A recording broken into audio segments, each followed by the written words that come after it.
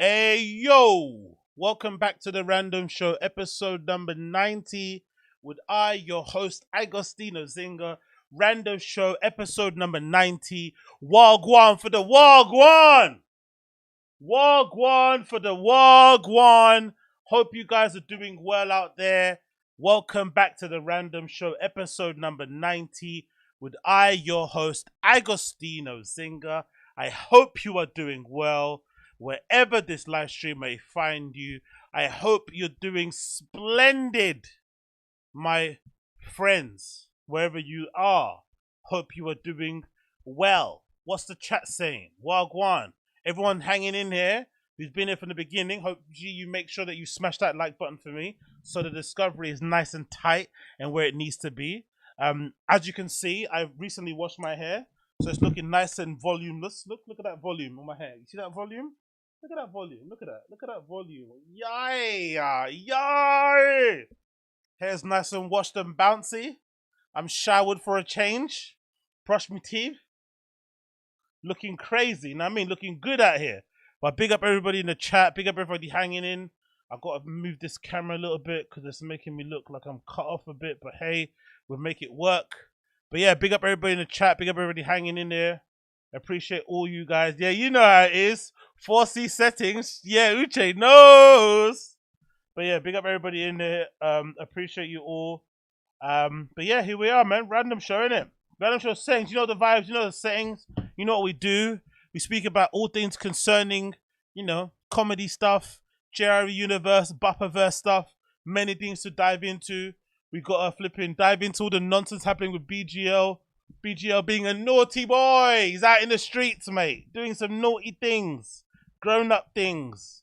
Horrible things. So we're going to talk about that and other nonsense as well. So keep an eye on what we're doing. Join in. You know, make sure you like the chat and whatnot. Make sure you like the stream, sorry. And obviously, you know, take part in the chat if you want to enjoy and take part and laugh along with us as per usual. Why wouldn't you want to laugh along with us? Why wouldn't you? But yeah, man. Shout out everybody. Shout out the gang. So, first things first, let me just get going. Let's get going, man, because there's so much to dive on in and I don't want to waste too much of your time. This is pretty crazy, man. I'm not going to lie. And it's funny to see this play out in real time because I guess I've already had my, like, one podcast breakup sort of, what would you call it? I've had my little thing with the Joe Budden thing, right?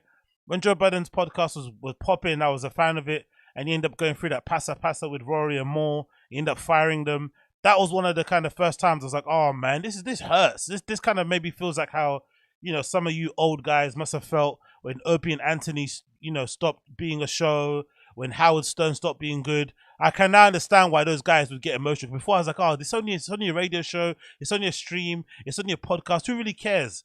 But when you start getting attached to these guys and you start going to them for content and you start watching certain things, you, unfortunately, I've done it myself, you develop these weird parasocial relationships where you feel like you actually know these people because you spend hours and hours listening to them.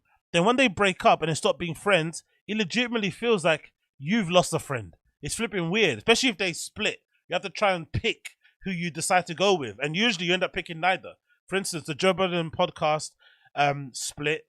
Rory and Moore went off and did their own podcast called New Rory and Moore. And Joe Budden's got his same podcast but with new guest. I don't really listen to either. You know, the breakup was that bad. Both podcasts I hear mostly New Rory and Moore. Joe Budden's hard to listen to because of his voice. Kind of reminds me of just how much of a dick he was to his friends. But it's hard to pick. It really does mess with your head. But it's really interesting to see No Jumper fans having to live through this thing in real time. And I'm kind of seeing people on the Reddit kind of being upset that everything's happened. You know, the breakup, essentially Adam22 deciding he went to go a different direction with No Jumper. But in the process, he did it he did the breakup in the worst possible way ever. And this person put a video together, which I jacked from the Reddit, which is a really good video that kind of, you know, gives a roundup of how it started at No Jumper and how now it's ended, unfortunately. So it's a quick roundup. Take it for a No Jumper Reddit. Let's play. What if I told you, not all Hollywood stories have Hollywood endings?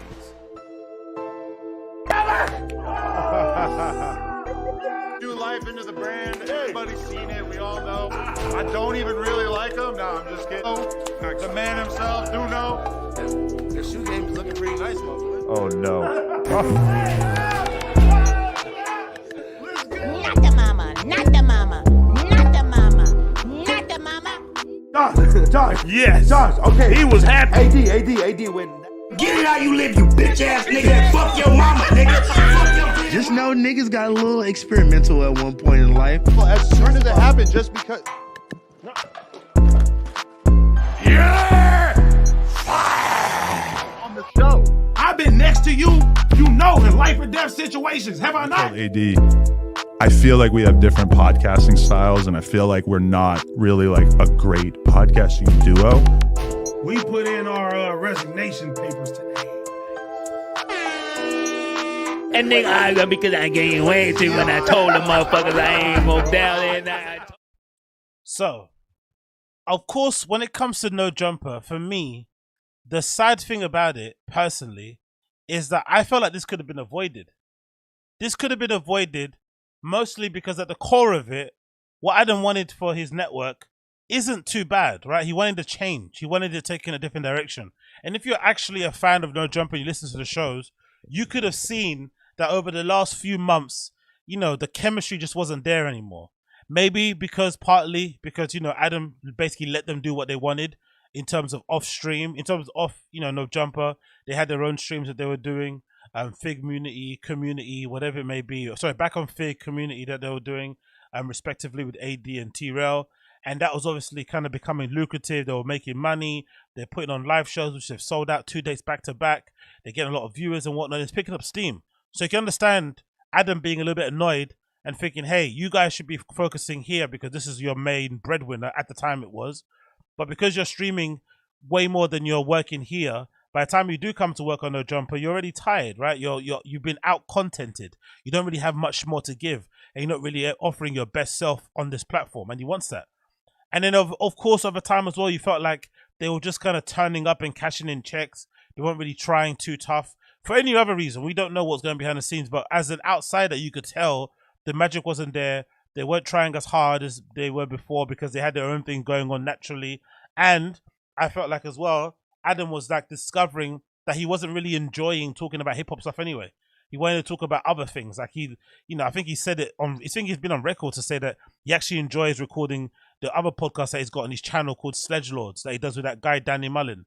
And he actually legitimately likes that because that's like, you know, regular podcast chat, regular white man chat. It's not stuff concerning urban culture or hip hop and whatnot or Shadeborough or academics news. It's just general shit that he listens to on podcasts or maybe sees on Twitter, culture war nonsense that he went to take a part in. And obviously, you know, those guys, when it comes to, at the end of the day, when it comes to No Jumper show or whatnot, they're not exactly the ones that are plugged into all that sort of stuff. So those conversations you're trying to have on that show will fall a bit flat. And, you know, Adam kind of wants to be in control of anything, a bit of a narcissist, all that sort of malarkey, and it'd go kind of tits up fairly quickly. But I still think, even though you had every reason to change it, I still think, you know, when you think about how close they all were, they were more than colleagues, let's be real. He did owe them, or they did deserve better, to be fair, in the breakup. Pull them to one side, especially AD, because they were obviously closer and they had a bit of more friction towards the end. Say, hey, I know you recognize things are going a bit weird with us. We're not the same way we were before. I want to let you know I've noticed it too. The reason why is because I want this and I feel like you're here. I don't know, have like an actual honest adult conversation and kind of air it out. Why can't people do that? Why does it always have to end this weird way? It's so bizarre, especially when you consider the job is so easy. The job is easy. You get to make flipping thousands, if not hundreds of thousands, sometimes millions from sitting in front of a camera and a crappy microphone and kind of spouting off, you know, from your hip about topics that you don't really know much about. And the fans seem to love it. Cool. That's amazing. Then do right by your co-host, do right by the fans, and try and break up somewhat cordially. It doesn't have to always end with fights and, you know, flipping beefs and shouting matches and diss stuff and all that. It just feels a bit weird to me personally. And I feel like most of it comes from Adam. His inability to, you know, accept accountability and responsibility for the culture he created there. This idea of like content wins. All content is good content, whether it's somebody getting beaten up on camera, whether it's people getting threatened, whether it's people, you know, having arguments, wanting to fight people, like all that stuff, he kind of encouraged it. Like, it was basically like, you know, there was no deletion. There was no taking down of videos. All content stayed up. It doesn't matter how embarrassed it would make the host feel or how bad it would make other people see them in terms of how they look to them as a media organization. It was all kind of, the bottom line was, oh, let's get this content out there. And in the end, it ended up biting them in the ass because everybody then acquiesced and kind of followed his lead when it comes to how they appropriated or behaved at the show or at the network itself. So I think he needed to take responsibility for that, but he didn't. And like I said before, he just needed to pull them to a side. That's the basic long and short of it. He could have pulled every single one of them to one side. He could have got all of them into one room and said, hey, as you can see, I'm taking this to another direction. You guys have obviously got your own thing going on. We could either do, you can move it around, do this and this, or you could just go. And that would have been cool. But instead, it ended the way it ended. He did this whole big show and dance about firing Lush on stream just to kind of absorb himself of blame.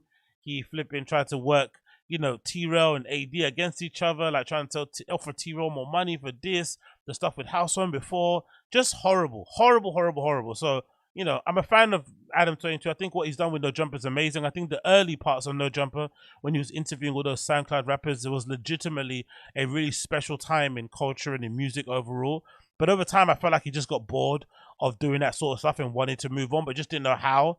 And then I guess in the process of hiring all these guys, he figured out his lane, but then he also wasn't man enough or didn't have the right amount of, or didn't know how the right people skills to know how to manage the breakup. Maybe he's okay with bringing people on board, but being able to manage tension and regret and complaints and stuff and conflict resolution, he's just terrible at it. So definitely a visionary figure, I think, in terms of hip-hop culture and media.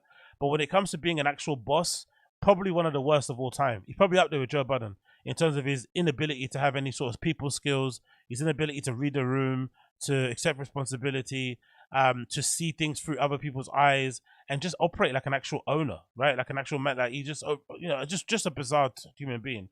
I'd legitimately hate to work for him. Like, he sounds like an absolute nightmare. But I think in general, it worked out for the best. Adam will get back his network, get back his platform that he always wanted. He'll be able to do as many shows on cultural war nonsense as he wants. And all the other guys will be able to do their own streams and say and do what they want also. But it is quite a sad thing to see play out in real time. And it's funny to see these fans of No Jumper who probably haven't gone through breakups when it comes to podcasts or content they listen to have to suffer in real time. Because a lot of these guys enjoyed them as a crew because they were quite enjoyable to watch, right? Like all their different backgrounds and different cultures and stuff coming together. I think it kind of helped them to be a somewhat decent crew going forward. So I'm not going to be mad at that in the slightest. I'm not going to be mad at that in the slightest. Number two, I quickly want to mention. Number two, yes, you saw me in the back on Big Chat. Big up Super Big Exotic 420. You know what you do. We're out in a super chat. We support everybody. You know what I mean? All streams. I'm out there in content. I'm out there in comments all the time. If you support somebody, double tap their pictures, like what they do, follow them, leave them comments. That's what I'm always doing. I'm always engaging stuff. I think that's important. If you want somebody to continue doing the things that you like them doing, comment on the stuff that you like. I always do that. I always jump in there. Never too big to be a fan. Never too big to be a fan. So, quickly want to mention this other topic as well, quickly. This is a clip that I didn't really remember at the time when I was watching a little bit of the flipping Bert Kreischer on Joe Rogan podcast, which I have to admit, even though Bert Kreischer can be a bit annoying and he's a little bit too much to deal with, I think this may be one of his better interviews during his press run for his special Razzle Dazzle, which I didn't really like. But the whole press run tour, this might be the best one he's done so far, the one he did with Joe Rogan. I think he came across pretty well. And again, it's probably Rogan's fault, or Rogan's, probably because it's Rogan. Most comedians are always on their best behavior when they go there. They want to show, you know, they want to kind of, you know, match Joe's energy. They don't want him to look at him like he's not cool. I don't know, whatever. They want their best behavior. So it was definitely his best performance. But interesting revelation from Bert Kreischer, where he kind of admits in a weird way that the laugh that he does is kind of on purpose. He kind of does it on purpose because he knows he's going to go viral. Very, very strange little admission he puts here. This is a clip. You know, like, be the person, be the hero in the story you want to be. You know? My viral clips are me laughing at fucking people falling down. Me laughing. I have those too. Me and Theo have a bunch of those. Theo's great. Mine are legit just me laughing. Yeah, Theo's great. Anyway, back to me. Just if I can laugh, it goes viral. There's a video of me and my dad putting a pizza in a pizza oven. Have you seen it? Yes. It's because it went viral on TikTok, and I'm like, I'm not even in the goddamn video. I'm not even, it's just me and him laughing, and apparently we have the exact same laugh.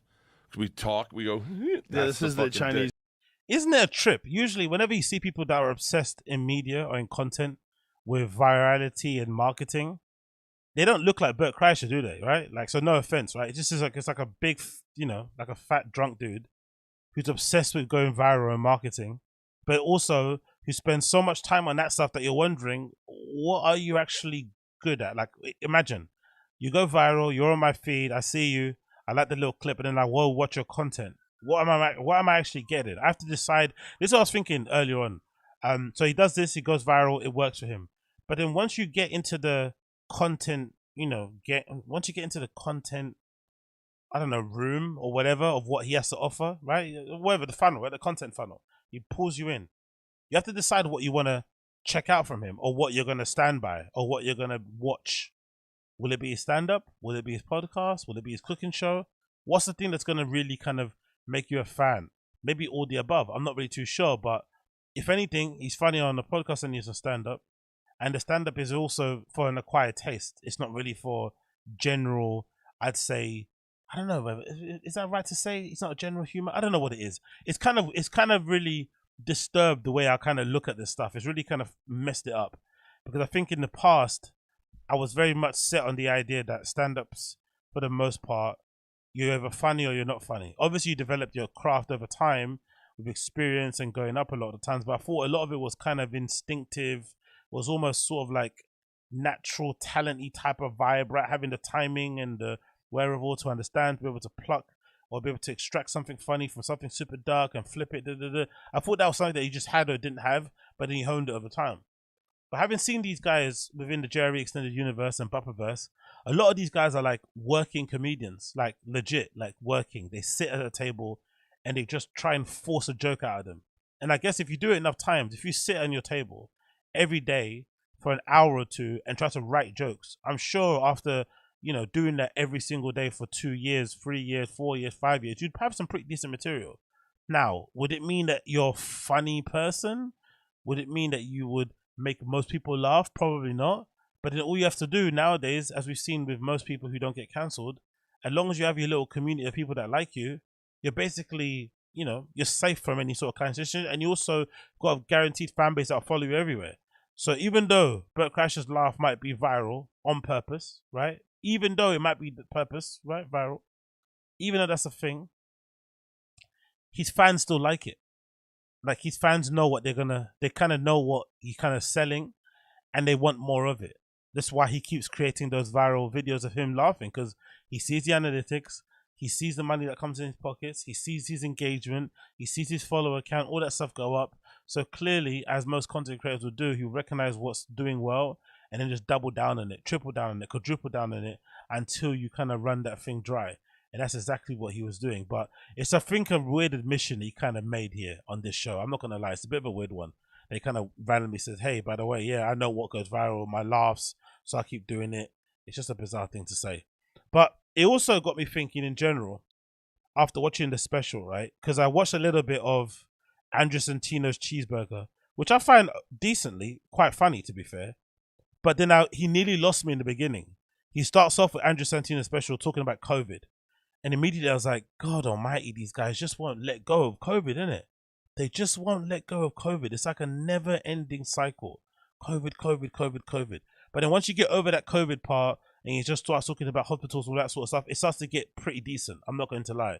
But it still got me thinking, like, a lot of these guys, and again, I'm not too sure what, because I think I mentioned it briefly in the Bert Kreischer video, I'm not too sure what the issue is. Are these guys just not as funny as what Joe Rogan would make it seem as, right? The term murderer, this guy crushes, she crushes, blah, blah, blah, beast, all this stuff. Maybe they're not as good as the hype, or is it a thing of like stand-up comedy just in general can't be enjoyed really to its full potential unless you're there? Because as much as I didn't like Bert Kreischer's special Razzle Dazzle, maybe my impression of the special would have been drastically different if I watched it in like a cinema with no phone, if I was actually there in the crowd. Maybe that kind of helps the settings that you're kind of watching it at. Maybe. because I'm not. I don't know. Something thinks there's a part of me that thinks it's too convenient and too easy and too much of a low hanging fruit to say, oh, all those guys aren't funny. I don't think that's the case, because then why are they selling out shows? Why are they touring all over the world? Why do fans buy all their merch, view what they do? Like, they can't all be unfunny. Like, not, you know what I mean? I don't believe that all the fans of BERT or all the fans of Andrew Santino are just unfunny people who don't understand humor, or who don't have it. Or what did someone say on my comments? Someone said in my comments, BERT Kreischer's fans are the type of people that have no internal monologue. I don't think that's true. I don't think that's fair. I just think, for whatever reason, comedy is probably one of the most subjective art forms out there, and it also is quite situational, dependent. Like, you have to, I think, be in a room. Which also makes me think about specials in general. Who are they making the specials for, really? Are they making them for fans? Are they making them to get new fans, like people like myself, who probably don't watch what they do, to get them on board? Is it just a way just to kind of document and have it on record what you did during that time? I don't know what it is. Like, who are these specials actually for? Like, are you filming it for the people at home? Are you filming it for your fans to watch at home? Are you doing it in, I don't know, like, I don't know who it's for. And it's really, really interesting and bizarre, because I feel like a lot of those guys' specials across the board are very, very mediocre compared to how funny they are on flipping podcasts. Like, that one clip I keep mentioning, that one clip of like Chris D'Elia, pre-rape or diddling allegation, Will Sasso and flipping Brian Callen from Fighting the Kid. Remember that really classic one? That clip, I don't think there's any material or stand-up, especially from Brian Callen or Chris D'Elia, that's better than anything in that clip. And that's on the podcast, right? They're just naturally funny. They're riffing off each other, even though Brian said he hardly knows him and they never hung out, but they're hanging out, right, on that video. And I don't think I've ever seen anything funnier from Chris D'Elia or any of those guys that matches that clip. And I don't know if it's because, in general, it's just a different skill, it's different sort of weapon. I don't really know what the deal is, but watching that BERT Kreischer flipping video or special really kind of freaked me out. I was like thinking, God, man, all these guys are really rubbish, aren't they? They're really, really crap at what they do. And they get paid very handsomely for it. So, hey, I guess if it works, innit? I guess if it works. Big up the stream chat. What people saying here? Big up Chris Mack. Big up Gerard Mellerick, Brian Uche's in the chat. Big up you as always. Who else is here? Big up Ali Dolali. Hang tight, Ali Dolali. Yeah, big up everybody, man. Big up Teju is here. Bodybuilding.news is here. Big up you, Eric Babe, Eddie D, Dirty Kitchen Kids. Yes. Big up everyone. Brian, all of you guys. So, another clip to play here. This is taken from, of course, where else but the Find the Kid subreddit. Thank you, those guys there, for uploading this. Very interesting clip.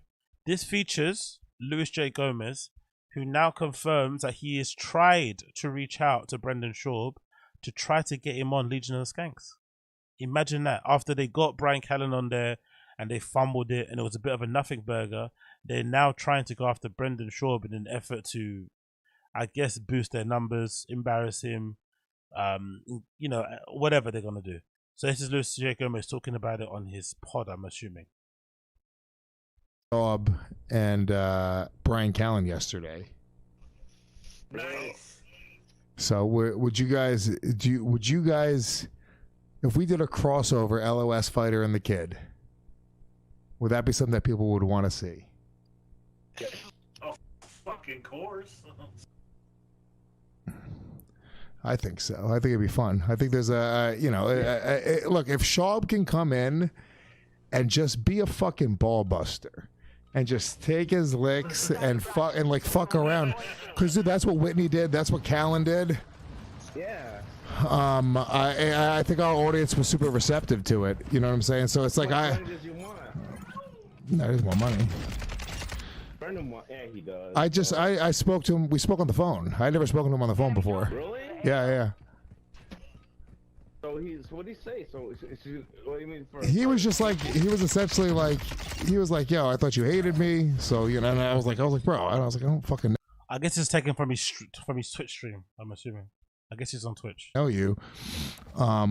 He was like, you know, so then I guess like Bert told him he should like talk to me. Just about I think Lewis is talking to some maybe fans probably, or maybe whoever he's playing on the game.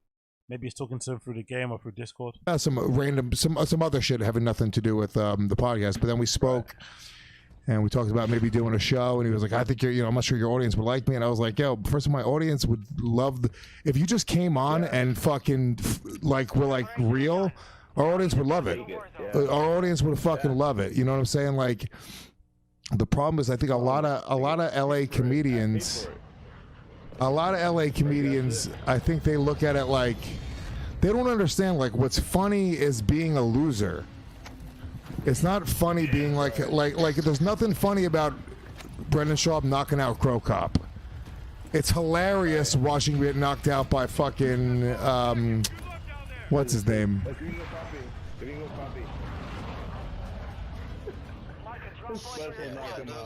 think it's funny. I mean, he can be funny and entertaining, but obviously it's not. No, he did more time. So many people have fucking channels on YouTube for them. It's stupid. Like. Anyway, you get the point. You get the point, right?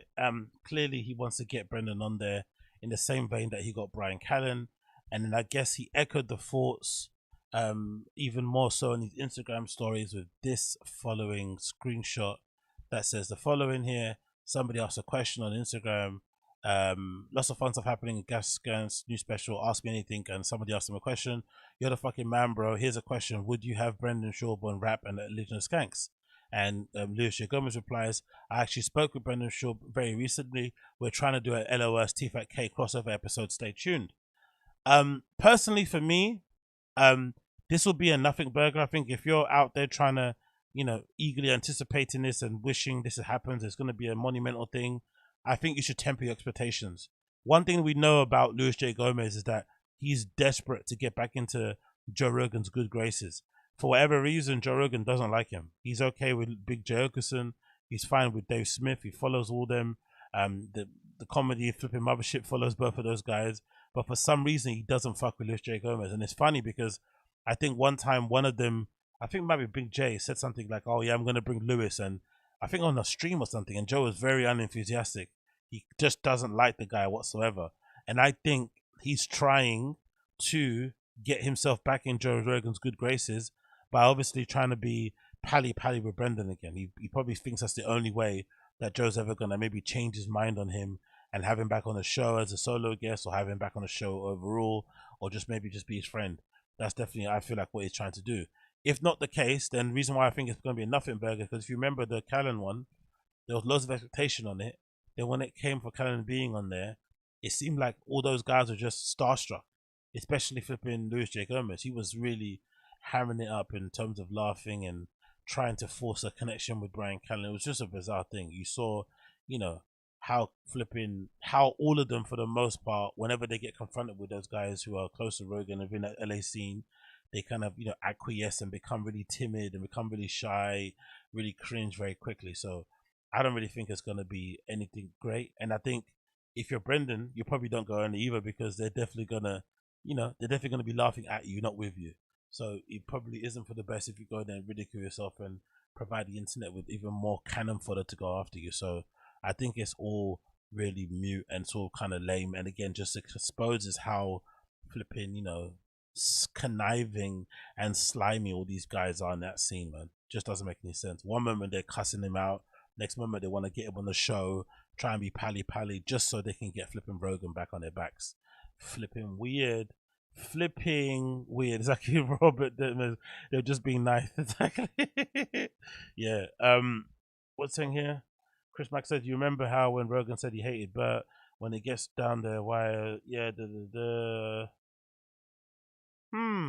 Maybe. I don't know. Maybe. But whatever the reason is, Rogan doesn't like Luis J. Gomez. That's for sure. He does not like him. He's okay with Big J. Okerson. He's okay with Dave Smith, but he detests Luis J. Gomez. So maybe this is his way to get back in those good graces. Who bloody knows? Another clip here that I need to play.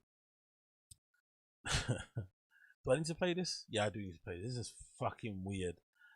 This was a live stream, I guess, taken from that TFATK channel that everyone hates because they just jack all the I guess all the clips from the Kid subreddit and whatnot, and then upload onto YouTube, which is flipping grimy. But hey, you gotta do what you gotta do. They had a live stream on there, and then BGO, of course, was on the live stream, and this guy called I forgot his name. I guess he's the guy that allegedly to him invented the Trug Walg song, and he has a bit of a freak out, and it's a very interesting video to watch because this is a reminder why everyone's just got to do their own thing. There is no collective, because unfortunately, if you do try and stand for a collective or stand next to these people who deem to be themselves in the collective, what's going to end up happening is this. This is what's going to end up happening once you want to be a collective. Look at this. Look at this. Look at this. God, right? Or Soren. Nah, I'm Southern Oregon Bird, bro. You don't even know. You a grifter. You a grifter. Mark, BGL, you know more. BGL, I salute you, bro. You a real one. I came on here and he knew who I was. Y'all, we don't like, I can't stand him. Motherfucker, I helped build the ground y'all walk on. Motherfucker, I'm a PF Chang legend. Y'all motherfuckers can eat my motherfucking chicken teriyaki dick. Y'all grifters. BGL. At first I thought he was joking. But then as the clip goes on, he starts to get more ramped up. Like, is he actually angry? And who is this person? Why is he talking like that? Why is his voice like that? Why is he throwing up those gang signs? Why does he keep saluting BGL? Like, what's happened? What are we doing here? BGL, you a real one. Sweet? I'll keep it 100. I made Trug Walg, you motherfuckers. You. I do recognize his voice though. When I close my eyes and I hear Trug Walg, I can't talk. Like I can hear it, right? I can hear if you close your eyes and you repeat Trug Walg, you can hear it in his voice, but this is disgusting. You know who the fuck I am. Now you know who I am. Yeah. Trug Walg? Yeah, I made Trug Walg, motherfucker. Can you do it? Trug Walg. I can't talk, but I'm walking in my truck. Can I get a Trug? He's like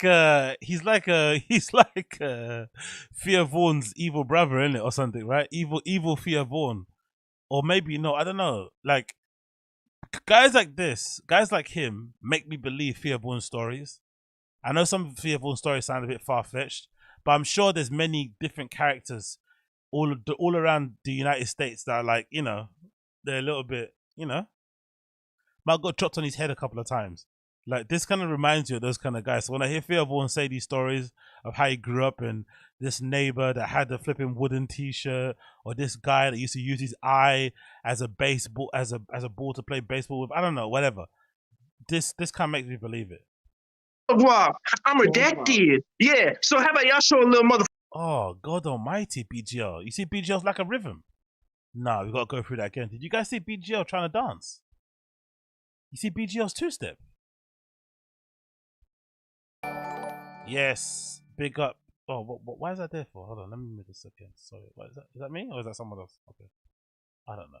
But you see, look at BGL's two-step. Look at BGL trying to have rhythm. That was scary, man. Look, he's gonna blow out his shoulder. Look at you know who the fuck I am. Now you know who I am. Yeah. Trug Walg? Yeah, I made Trug Walg. BGL trying to dance. Go do it again, BGL. Do it again. What is this? Look at BGL trying to dance. Yeah. Trug Walg? Yeah, I made Trug. BGL dances and he falls on top of you in a club, like drunk and stuff and high. You might go to sleep forever and ever. If he falls on top of you in the dance, that's gonna be madness. Walk, motherfucker. Can you do it? Trug Walg. I can't talk, but I'm walking in my truck. Can I get a Trug Walg? I'm redacted. Yeah. So how about y'all show a little motherfucking respect? He's trying to go like he's Birdman, right? I'll trio y'all. Keep your name out my mouth, right? I'll trio y'all. He's like Birdman, right? He's like walked into the Breakfast Club. Welcome. Who is this kid? I came on y'all show trying to be friendly, even though y'all grifters, you're grifters. At PF Chang, we don't fuck with no one trying to sell their shirts. No one's trying to make money. You know how much money I could have made, bitch? I had multiple offers off this last year. You motherfuckers grifting hard, and I get it. Get your money, but don't you motherfuckers start not respecting me, motherfucker. I helped build the ground you walking on. This is why I'm not for all this community nonsense, man. I just do what I do here. You guys do what you do in your space and stuff, but you know, we come here and we chat and we have a good time, but this whole community thing is just because there's some real wrong-uns. There's some real wrong-uns. I don't know what to say, man. Like, what is this? Who is this human? And BGL knows it's true. BGL, I know you know it's true, bro. No, I think you're confused. You're an OG. There was a guy. Yeah, and BGL knows. See, hey, shut up. Okay, BGL just said, I ain't trying to hear y'all because I never heard of you. You ain't never done nothing. You ain't never made no chicken. Is that his name? Jake Neek? Or is that like a fake name? Is that his name? Jake Neek? Jake Neek just got sunned, man. Like, you can't. He's speaking to you like that in your own house. And BGL knows. See, hey, shut up. Okay, BGL just said, I ain't here. You're an OG. There was a guy. Yeah, and BGL knows. See, hey, shut up. Yeah, and BGL knows. See, hey, shut up. Okay. Yeah, and BGL knows. See, hey, shut up. Okay. He said okay as well after being told to shut up. Okay, come on, man. Come on, brother. BGL just said, I ain't trying to hear y'all because I never heard of you. You ain't never done nothing. You ain't never made no chicken teriyaki. But BGL just said it. What'd you say, BGL? What'd you say, my homie? OG. What's with the saluting all the time? Is that like a veteran thing? Does he think BGL was in the fucking Navy SEALs or some shit? He may look like he's old, but he didn't fight in Vietnam. I guarantee you that. OG. OG. That's motherfucking right. So you PF Chang motherfucking grifter motherfuckers. Yeah, nah, y'all can shut the fuck up and let me ask a motherfucking question, cause y'all fucked up. Y'all get nah, y'all fucked up. Redacted. Yeah, oh, I don't like him. Redacted, mother.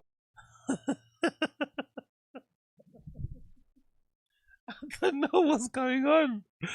Who is this guy? I'm confused because there was a guy. Oh, you got confused. Nah, your whole audience had to tell you who I was, motherfucker. Your whole audience had to tell you. Your whole audience had to tell you in the live chat. That's the only reason I'm back on here. I mean, let's see who talks longer. I talked longer, so I guess I win, right? No, not really. Nah, because no one knows who you are. That was good. Nobody knows who you are. No, not really. Nah, because no one knows who you are. No one knows who you are.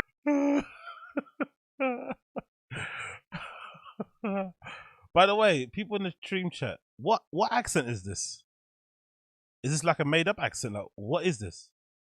Is this Southern, Midwestern? Like, I don't know. Is that a thing? Midwestern? I don't know. What am I talking about? what accent is this? Where's he from? Who speaks like this? Because I never heard of you. You ain't never done nothing. You ain't never made no chicken teriyaki. But BGL just said it. What'd you say, BGL?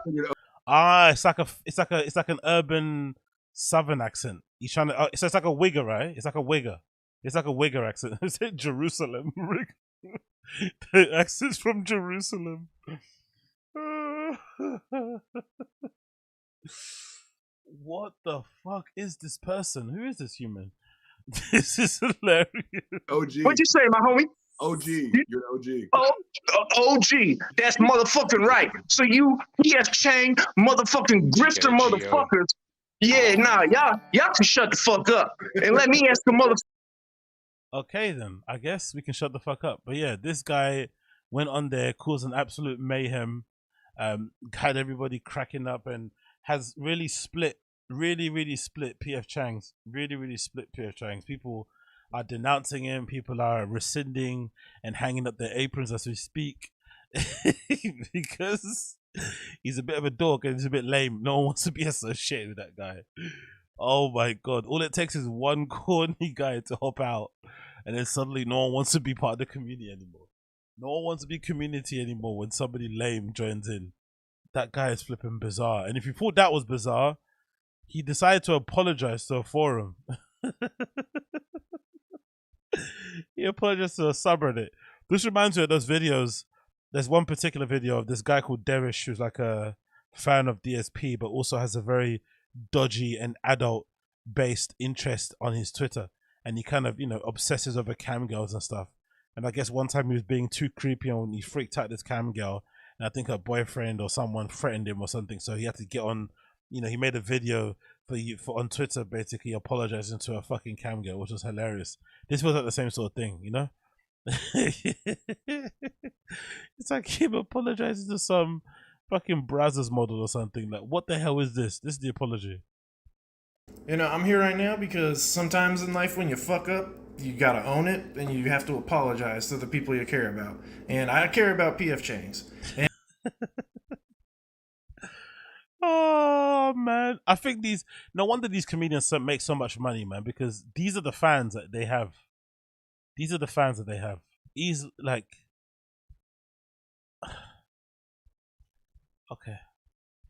And a good amount of cats are telling me I fucked up and I made PF Chang's look bad, and so I just want to apologize for that. I was just fucking around on that guy's channel. Like, just being honest. I was having fun and just fucking with that guy, but enough of y'all have told me I made us look bad, and so I just want to say I'm sorry. And then, you know, I love Chang's. Look how different his accent is compared to when he was turning up.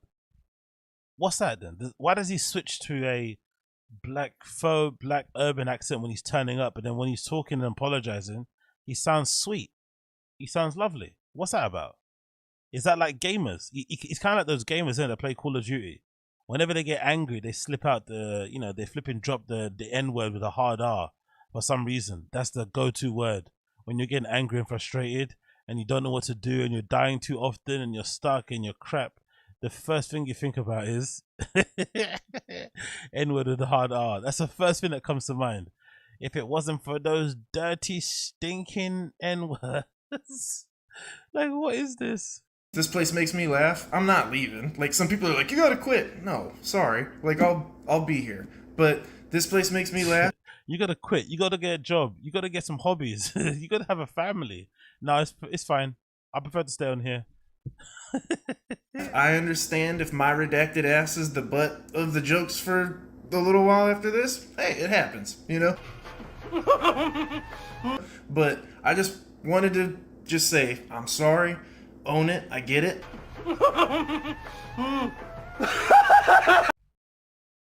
That's funny. That's fucking hilarious. I don't know what to say, man.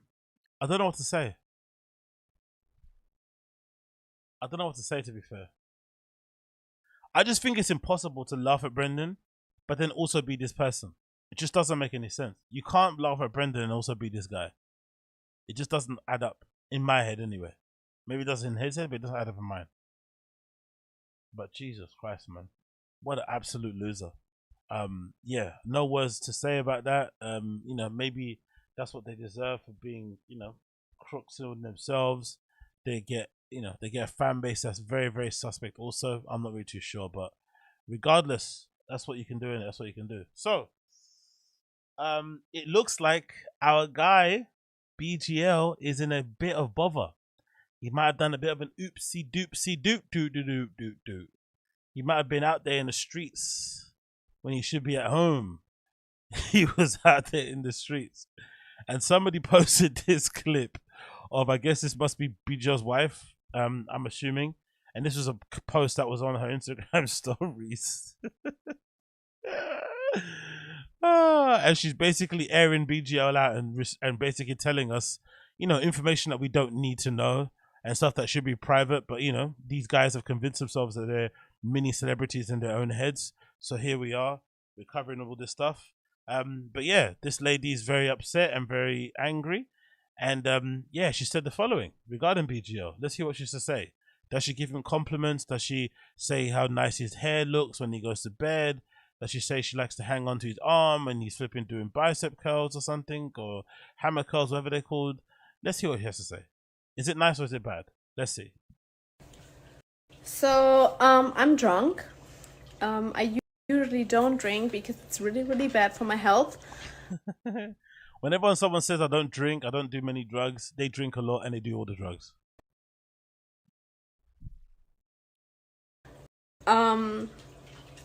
I found out this morning, that my husband really, really did cheat on me. And not just cheat on me, but also has been having an affair, and he's meeting her. What's that accent? Is she German or something? Is she German? Is she European? The accent, where is she? Today. While I cleaned all his fucking, She's definitely high, isn't it? God I damn. cleaned everything for him. That must be a bit of a trip, innit? Imagine finding out your partner's cheating on you, and it's at the same time you find out they're having an affair, you're also putting up the washing. The same time you find out your partner's having an affair, you're hanging up their socks, you're turning their underwear inside out, and the white shirts and stuff. You're finding out clips. You're maybe even whistling. You're remembering the shirt that you bought them that you like them when they wear.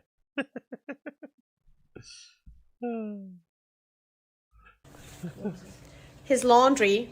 Rigo saying she's from Jerusalem. People say, "Oh, June. Okay, don't think she's German. What is she then? Lithuanian, Danish, maybe."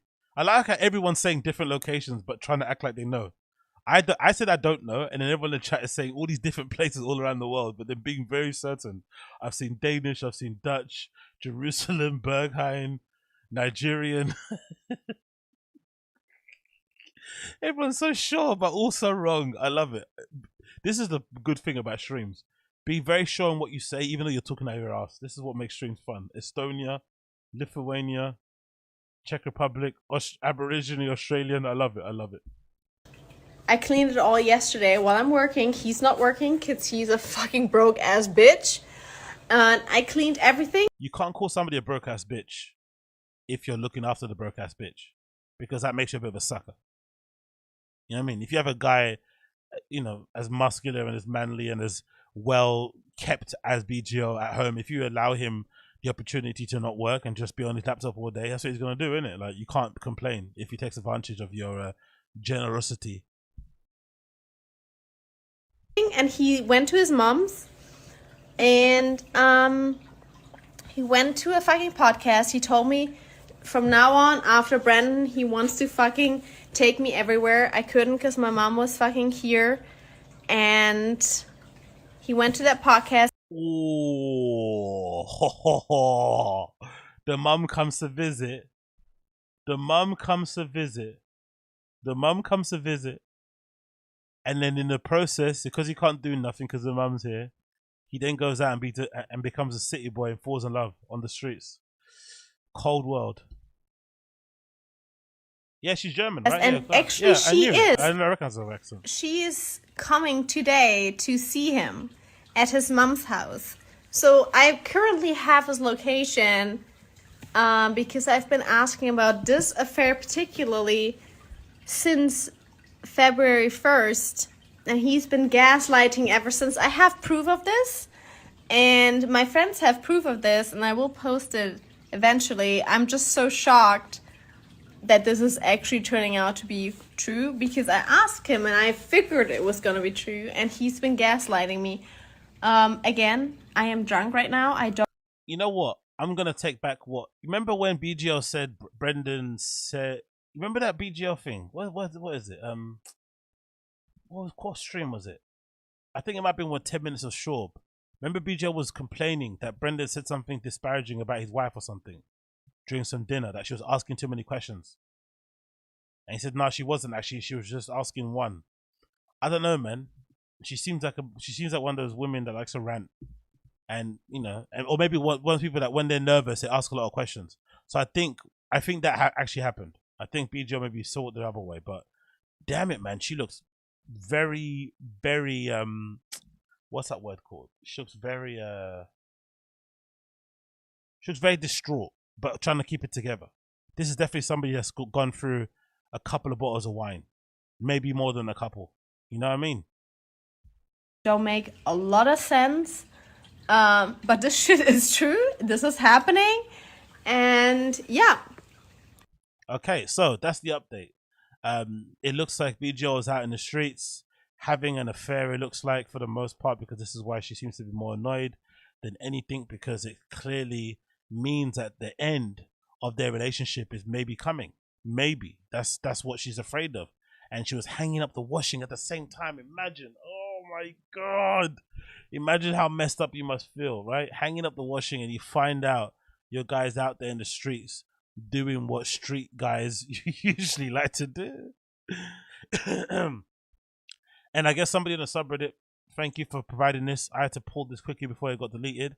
But somebody provided some screenshots from said wife, partner, whatever it may be, where they were airing him out on her Instagram stories. This is a new world we live in, right? Because I don't I don't understand this. If you get cheated on or you get embarrassed, surely the last thing you want to do is tell everybody that you got embarrassed, right? But I guess we're living in this new world where maybe part of the cathartic experience to sort of repair yourself and to kind of get over it is to maybe embarrass yourself and embarrass them by blowing this all up in the streets, all up in the open. My thing that made me laugh when I saw this picture on the stream that features somebody that maybe BGL, is maybe somebody else, maybe some other guy with a wig, and this other lady that definitely isn't the lady that we saw before. What made me laugh about it, right, was this. Imagine being in a relationship with somebody else, right? And you're out here taking walks in the park, lipsing somebody on Instagram. This is when you know you don't give a fuck. This is when you know you give absolutely no fucks. You're walking in a park with your new concubine, with your mistress, hand in hand, interlocking your fingers, right? Whistling and shit, and kissing each other over your shoulders. Like, this is some real shit. This is some real shit. He definitely does not care. And somehow the lady finds all this out on there, right? This is fucking horrible, man. Honestly horrible. Then the next slide. What's this? Let me know when I should start the campaign. What? What's this about?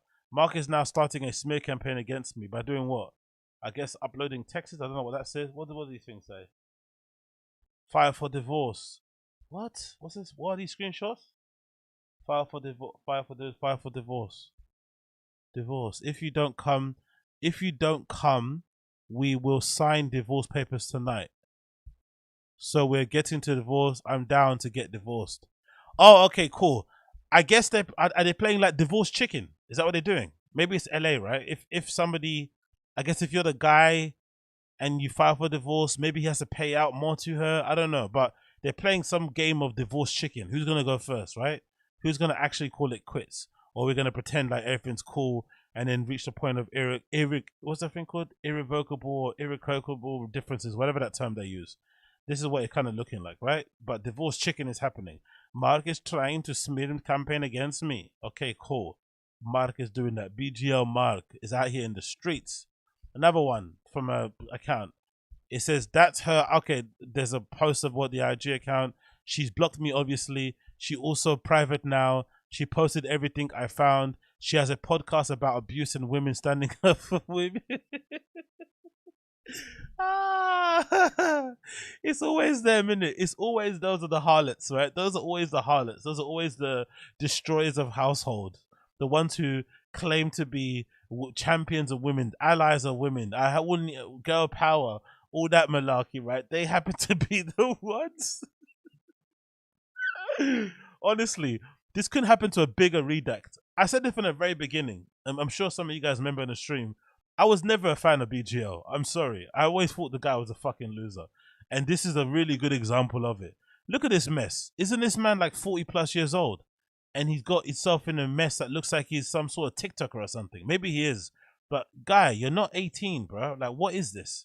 Like, if you didn't want to be in a situation that you're in, you could have just ended it. While you're out here in the park, openly lip-syncing people, posting things online, you know what I mean? Lying that you're going to record a podcast, but you're going to meet your mistress. This is so lame. This is so lame. And also, think about this.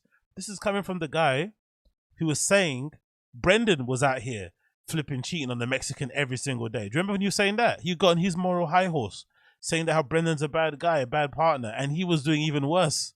At least Brendan's just smashing, bartenders at flipping comedy clubs and going home, allegedly. This guy's actually hooking up and, deciding, nah, this is the one for me. I don't like German girl anymore. You can go over there. I like this one more. God almighty, mate. This is flipping hilarious. She's blocked me, obviously.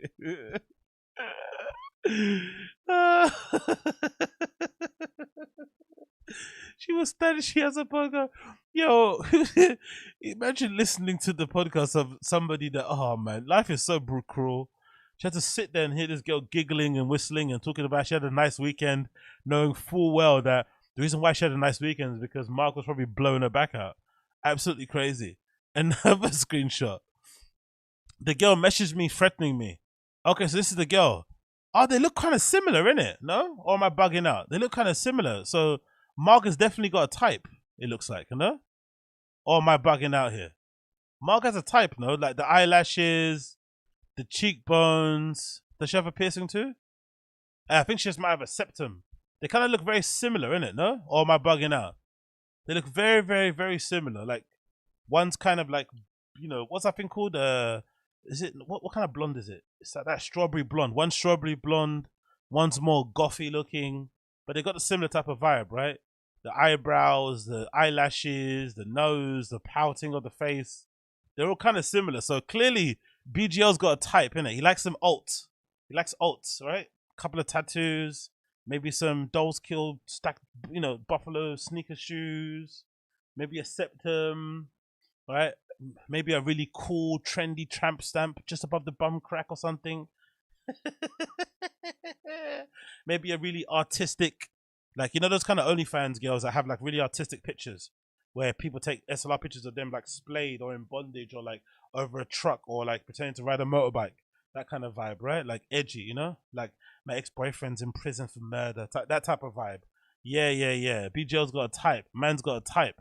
So let's continue. What'd she say? What did she message? Keep it up. I think I don't have videos of you doing crazy shit. Whoa. What videos has she got? Is she threatening what's that word called? When you threaten somebody with porn? Revenge porn. Is this revenge porn? Think I don't have videos of you doing crazy shit. I have no empathy for you. I will not hesitate. What happened to the women's thing, man? You have a women's podcast. What are you doing that for? Even just an arrest. What are they taking? What is this? Oh my god. Hold on. So BGL's new concubine reached out to, what's her name? What's this lady's name? LUANA. So BGL's concubine reached out to LUANA, the wife of BGL, and said, keep it up. Think I don't have videos of you doing crazy shit. I have no empathy for you. I will not hesitate. Okay, cool. Then they attached a screenshot that looks like even just an arrest without a conviction can impact your immigration status. Oh, okay. They're saying if you keep up this mess, they're gonna call ICE. So BGL's mistress is threatening his wife with ICE. Okay. And saying we're gonna deport you back to fucking Berghain if you don't shut the fuck up. All right, cool. 18 US Code Section 268. Well, Jesus, this is so messy. Mamma mia. BGL got himself in the hot bother, innit? Hot bother. Let's continue here. More screenshots. It shows here a screenshot taken from a story from LUANA that features what? Her talking to who? BGL, I'm assuming? There's a picture of BGL's back, flexing. Hot, can I pee? Hey. What?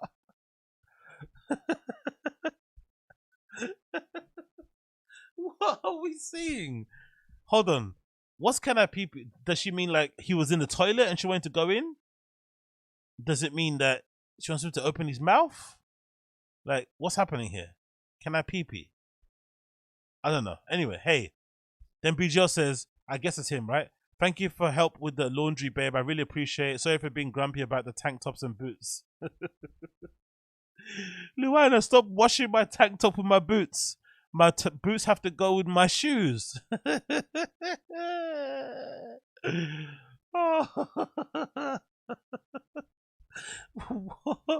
My tank tops and my boots is the most LA fucking wardrobe I've ever seen. Tank top and boots, you know. This nigga's walking around like he's in a 90s fucking R&B video. Okay, the next one. What's this screenshot? Can I pee? Next one. Be just saying, obviously that's not your issue and didn't want to communicate up front, but I told you where I needed help to get going, and you did exactly what without me having to. What? Who talks to? Why is he talking to his wife like she's a fucking dog or some shit? Or like she's I don't know, like a weekend staff member at fucking Wendy's. But I told you I wanted to help and you get going and you did exactly what without me, babe. Having saying exactly anything else, and I really appreciate it. Here's a treat. Like, why is he talking to her like she's a golden retriever? What's happening? And she hearted it as well. Yo, this is fucking insane. This is kind of weird. I'm not gonna lie. She says PP. She's actually being treated like a golden retriever. I don't know. Okay. Whoa. Wall of text incoming. Screenshot that features, I guess, text from her. Right? Is this text from her? Okay. Yeah. This is her writing. How do you even write all that on a fucking? How do you write all this on Instagram stories? I guess people write this on notes, right? And then they copy and paste it, right? How do you sit there and write? Anyway, that's a lot of fucking text.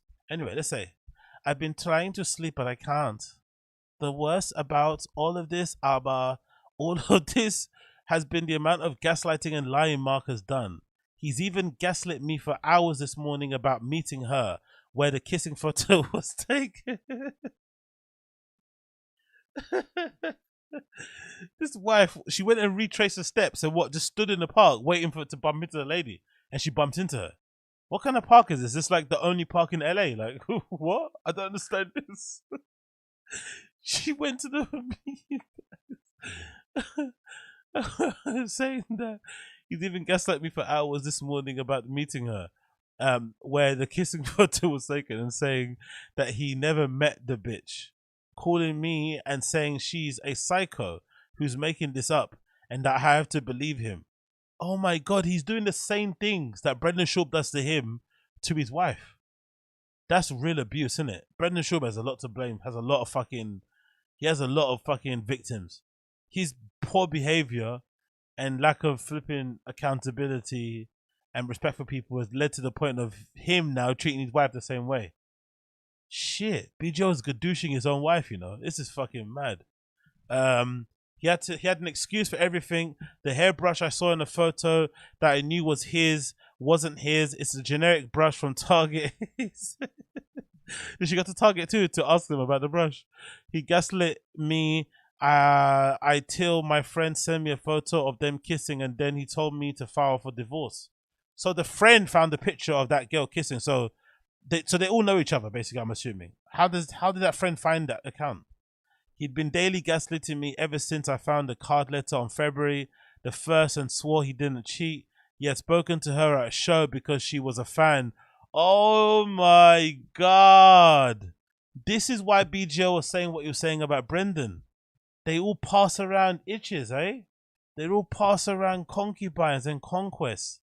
So maybe Brendan might have allegedly splayed or not sprayed and then handed it off to BGL, and BGL ended up catching feelings, and now he's out in the park here, you know, tongues, you know, saliva swapping with fucking some random. He begged me to believe him. He asked me to give him a chance to prove that he made mistakes and lied, but he didn't cheat, and he only lied to cover up Brendan. He has for months. BGO is fucking horrible. He gets caught and then he starts to throw Brendan under the bus as well. God almighty, mate. No honor among cheaters, isn't it? He said Brendan is gross, died doing it, and that he would never do it himself. Oh, okay, really? He called Brendan gross, but he did the same thing, if not worse. I have messages and screenshots of everything. Last night he called me. When I said goodnight, he said, Luana. She said yes, and he said, I love you. Meanwhile, he was listening. Meanwhile, she was listening that she was going to be on the plane to see the love of her life in less than 24 hours. He's with her right now. Yo.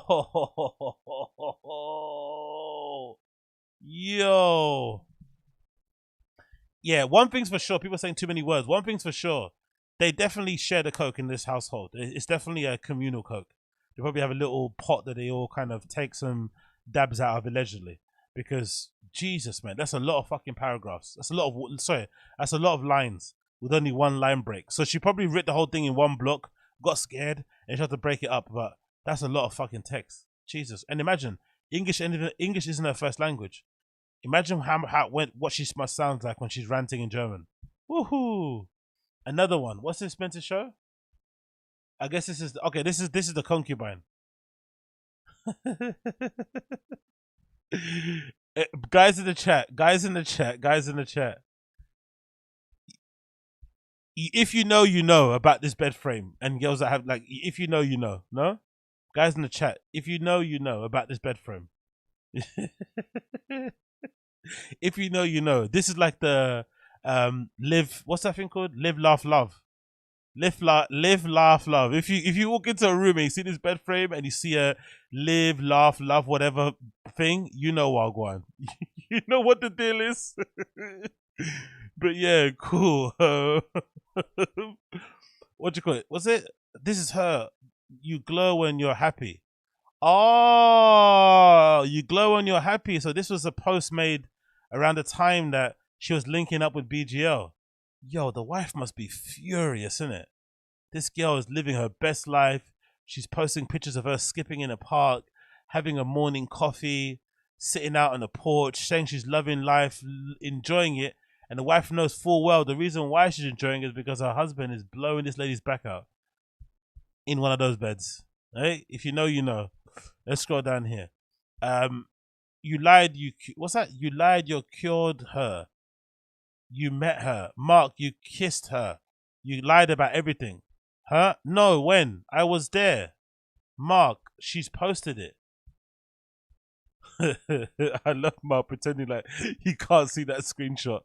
That's what you gotta do, man. Take that lie to the grave, bro.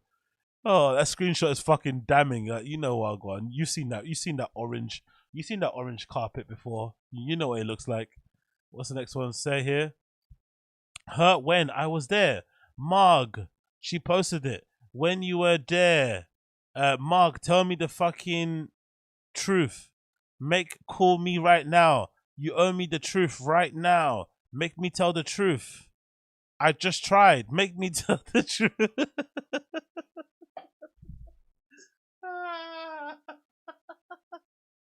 This is karma. I swear to God, this is karma.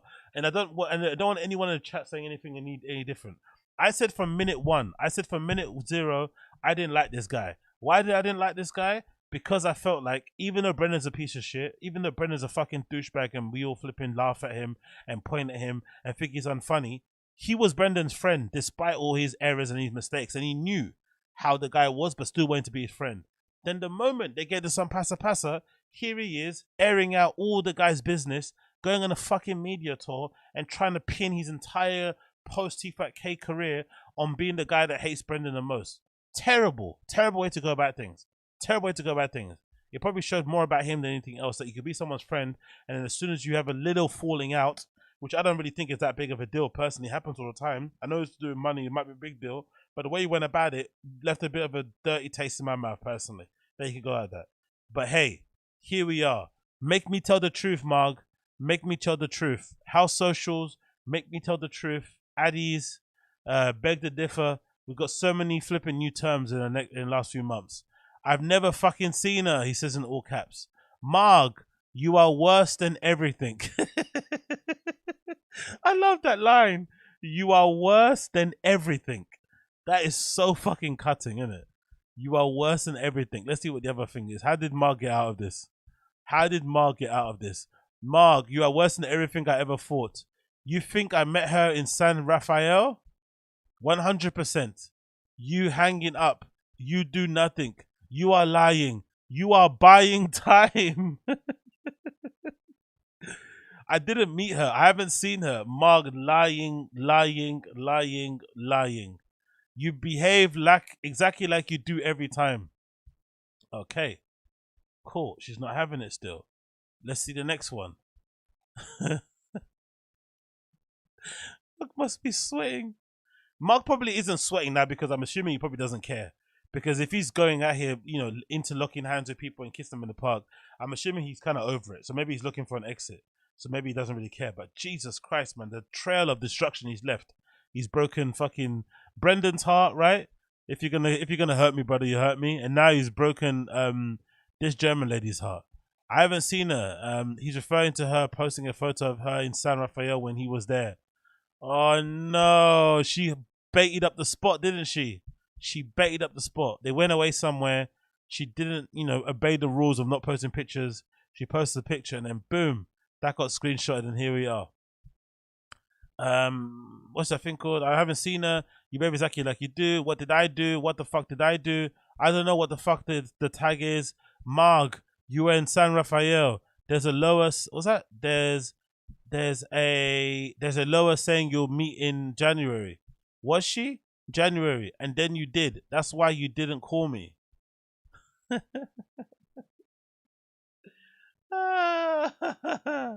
Mark going away on trips and pretending like his phone doesn't work. Gotta love it. Another one here. You are the worst. Her happiness ain't got shit to do with me. What? You've been gaslighting me. Hardcore. You addicted to cheating at first. You admitted to cheating at first when I found the letter. To fuck with you, yes. Whoa, like you do. So they're in a relationship where they pretend to be, you know, cheating on each other just to kind of get back at each other. This sounds just about toxic to me. Marg, you cheated. You never admit it. You never proof it. Yeah, you went Yoki see her. What? She went to see Steve Aoki. You went Yoki to see her, for sure. You went Yoki. You went Boki. You went, what? What's that mean? You went Yoki. I don't know. Bless her. She's probably just angry and can't type properly. The other one, to fuck with you, yes. Mark, you cheated. You went Yoki. You are super chill. I saw my family. I saw my family. Classic. You aren't worried? I've never seen her after Raphael, I guess. Alright. Mark, you went into an AI. Oh, God almighty, this is fucking perfect. Okay, another one. What's this? I've seen her after RI. You bring Costco stuff. Your brush. Have you messaged her? No, I will. No, Mark. You won't. I will. Oh my God. Mark is in full HD, sitting in the car with this lady. Oh my God, Mark. Mark is moving fucking reckless. Jesus Christ, he doesn't give a fuck. Holy shit. Oh, I don't care, man. Mark is out here fucking moving wild, bruh. Look at him, just cozy in the back of a fucking minivan on the way to San Rafael, thinking about what positions he's gonna bend this lady in that flipping, you know, in that bed. Holy shit, Mark. Oh, damn, son. Oh my God, this lady is fucking insane. What the hell? Look at this text again. Shit. That's a lot of words. Holy shit. Okay. Let's go. Let's give it a grace. Let's read this. I was shaking when I sent those messages to him, while my friend kept sending me photos. Okay, that's why the spelling mistakes. All the spelling mistakes. Second language, obviously. Or first language not being English, and obviously she was angry with rage. Anyway, while my friend kept sending me photos that proved he was lying. He called me in between the texts to tell me that he absolutely didn't meet her and that he was setting him up. And that she was setting him up and is obviously a psycho. Brother, man, the lack of personal responsibility and accountability is horrible. He cheats and he tries to he cheats, he tries to gaslight. He cheats, he tries to blame Brendan. Now he's trying to blame the new mistress and trying to label her as being what? Mentally unstable. Perfect, mate. What a sweetheart. He called me between, didn't meet her, and that she was setting him up and is obviously a psycho, and that he was going to confront her and prove to me that he was telling the truth. He wouldn't admit to it and still hasn't. He's now going around saying I've been cheating on him and that we've been having problems. We went to a couples therapy a week and a half ago per his request. That is manipulation 101, innit? Holy shit, mate. BGL sounds exactly like Brendan. No wonder they were attracted to each other. No wonder they were so close. No wonder they fell out in the end, because they're the same person. So my theory stands correct then, innit, right? My theory that maybe what happened between BGL and fucking Brendan was that BGL got next to Brendan, realized Brendan's a fucking redax, and was like, hold on, how are you a redax and I'm smarter than you, but then you have all these monetary things that I would like, right? You got fast cars, you got a big house, you got all this amazing stuff that I like, but I don't have it, even though I'm smarter than you. And then he started to despise and envy and hate Brendan because he wanted the things that he had. And obviously the ability to go on the road and cheat as much as you want to not have any consequences. And now he's doing the exact same thing, because this sounds like something Brendan would do. This sounds like the same thing. This guy went to couples therapy on his request, and then a couple of weeks later he then starts holding hands with a stranger in the park, and then says, "I want out." I love it, mate. He already preparing his flipping exit. This is expert. The amount of people Mark has been gaslighting about this girl, me, the therapist, my friend, his friends, while being in a relationship with her. How she was okay, that he and I went on vacations together, that he posted me, that he's begged me. Oh, if we said that he's banged me, that he's begged me every day to have sex with him. How he, what? Every day. God damn it, Mark, bruv. That TRT and that fucking thing must make guy like, you know, the opposite of fucking celibate. It says here, how he asked me to do a 30-day intimacy challenge to get closer again after he was gone much of last year. This shot goes on and on. This just goes up to the tip of the iceberg. Hey, that's what she said. But yeah, what the fuck is going on here, bro? Of course, BGL ended up hooking up with a one person who just... Oh, God. Anyway, let's just continue. Let's give this lady grace. Another screenshot taken from this lady. What's this? Oh, okay, this is a screenshot showing the picture. So, Mark's been threatening me. When I blocked him everywhere, he continued to send me free emails with more threats because I'm telling the truth about what I've been going through. He's also messaged my friends and told them to let them know that it will end bad for me. So he's doing the exact same thing Brendan did to other people. Crazy. If this is the road you want to go down, it won't end well.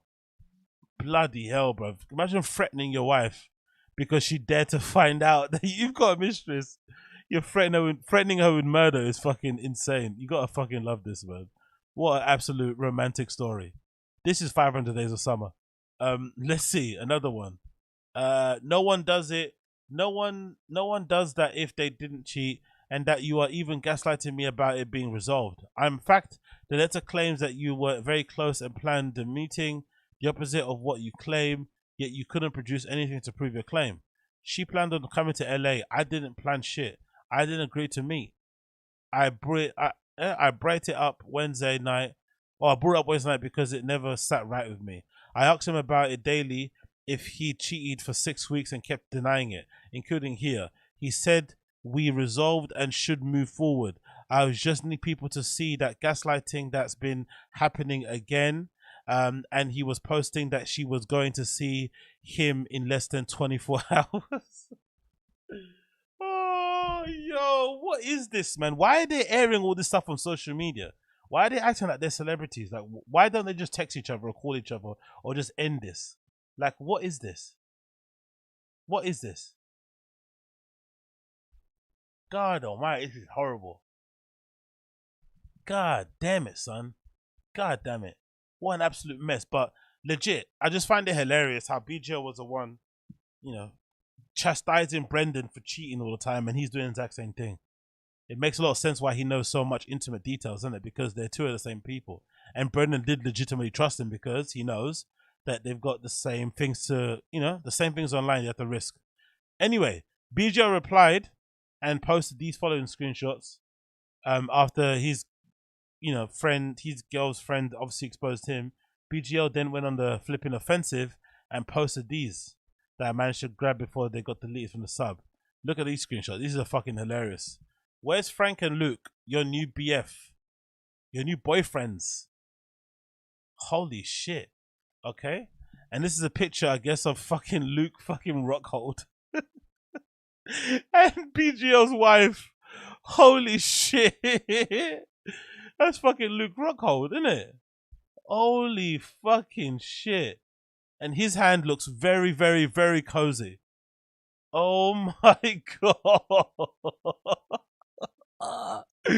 No wonder BGL has such an issue with UFC fighters. No wonder he thinks he can take them. Now, this all makes sense now. He was so delusional saying, yeah, you can take Darren Till. He's not scared of getting knocked out. He did wrestling at his fucking San Francisco Comedy College, whatever shit he went to. He played what? What is it? E1 football or C1 football? I don't know. That's why he's had such a complex with fucking MMA fighters. It makes sense. It makes sense, bro. Luke Rockhold, like, you know, had these fucking women in the omoplata or whatever it may be called. Mamma mia. Let's continue here. Yoki, unbelievable. You guys are dating. I took the photo long before. You know what? I'm honest. You ain't. What's wrong with you? I didn't just keep it. Okay, so BJ's accusing this picture being new, an indication that they fucked, but she's saying it's an old picture. Okay. What's wrong with you? I just kept it all to myself, you know? I know you would. You excuse your atrocious behavior with honestly, which is why I don't know what you've been doing. Dude, the guy kissed done. What? Hold on, what said? The dude kissed me. Luke Rockhold kissed her. He was so strong. I couldn't push him back. And then he had me in one of those things with that hand under the neck. And he started to his hands were running down the side of my body. And then one hand went under this, how do you call the bottom of the skirt? And then I felt something cold and I just freeze. And I didn't want him to be angry with me, so I started to make the noises like I enjoy, and he then started to go more and more, and now, you know, we see each other more, and, you know, we hang out sometimes. Holy shit, Luke Rockhold, that's fucking wild.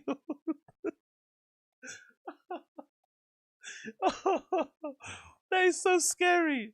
He's so handsome, isn't it? He's like a legit model. He like models for Ralph Lauren and shit. And he also is a pretty badass UFC fighter. And he's and he's grabbing up your missus at a fucking dinner party and shit. And you're just like, you got no recourse. What are you gonna do? You just gotta buy a gun, in it. At that point, you just gotta go buy a gun. That's it. You just gotta go buy a strap. If Luke Rockhold is picking up your kill, you just gotta go buy a strap. You gotta go ask fucking Charlie Moyes Critical to lend you one of his fucking mags, and we'll lend you one of his submachine guns and just go crazy. That's what you gotta do. What else can you do? Holy shit. Anyway, you had fun. Seriously, man, I'm a good woman. I'm successful. I'm beautiful. I'm loving. Yoki. What does yoki mean? What is that? Is that like a German slang? Yoki? Like, go fuck yourself? Or is that like German for N-word? What is that? I don't know. Hope you had fun. Fun? Yeah, before some idiot who knew I was married had to grab my head and kiss me while I'm drunk. And after, when I went dancing, that kiss gave me anxiety and I didn't sleep that night. Oh, so she's a... Hold on. Gee, there's so much is happening here. Is she accusing fucking Luke Rockhold of sexual harassment? Is that what she's saying here? Luke Rockhold sexually harassed this girl. Is that what she's putting out here just for free online? On BJ's putting it out, I guess. Holy shit. Before some idiot who knew I was married had to grab my head and try to kiss me. Fucking hell, mate. What the hell was going on here? Luke Rockhold's getting chucked under the bus. Brendan's getting chucked under the bus. Like, everyone's just getting chucked under the bus. They're going to mention Crystalia next. You truly don't deserve the truth. It's bizarre you're trying to turn this around on me. Take some accountability for... Okay, so BGO doesn't believe it. BGO thinks that she willingly, you know, did what she did with Luke Rockhold and it wasn't some harassing thing. Okay. Take some accountability for your own behavior. Stop texting. We can talk to this face to face like adults when I see you. So when he comes back from San Rafael to visit the other concubine, he'll talk to her. Lovely. I took responsibility and I wrote, look, the texts they have. Oh my God. And I wrote a long email to you. That wasn't fucking taking accountability. That's just justifying your behavior. The opposite of accountability. Not interested in texting about this. We can talk in person. Still texting though.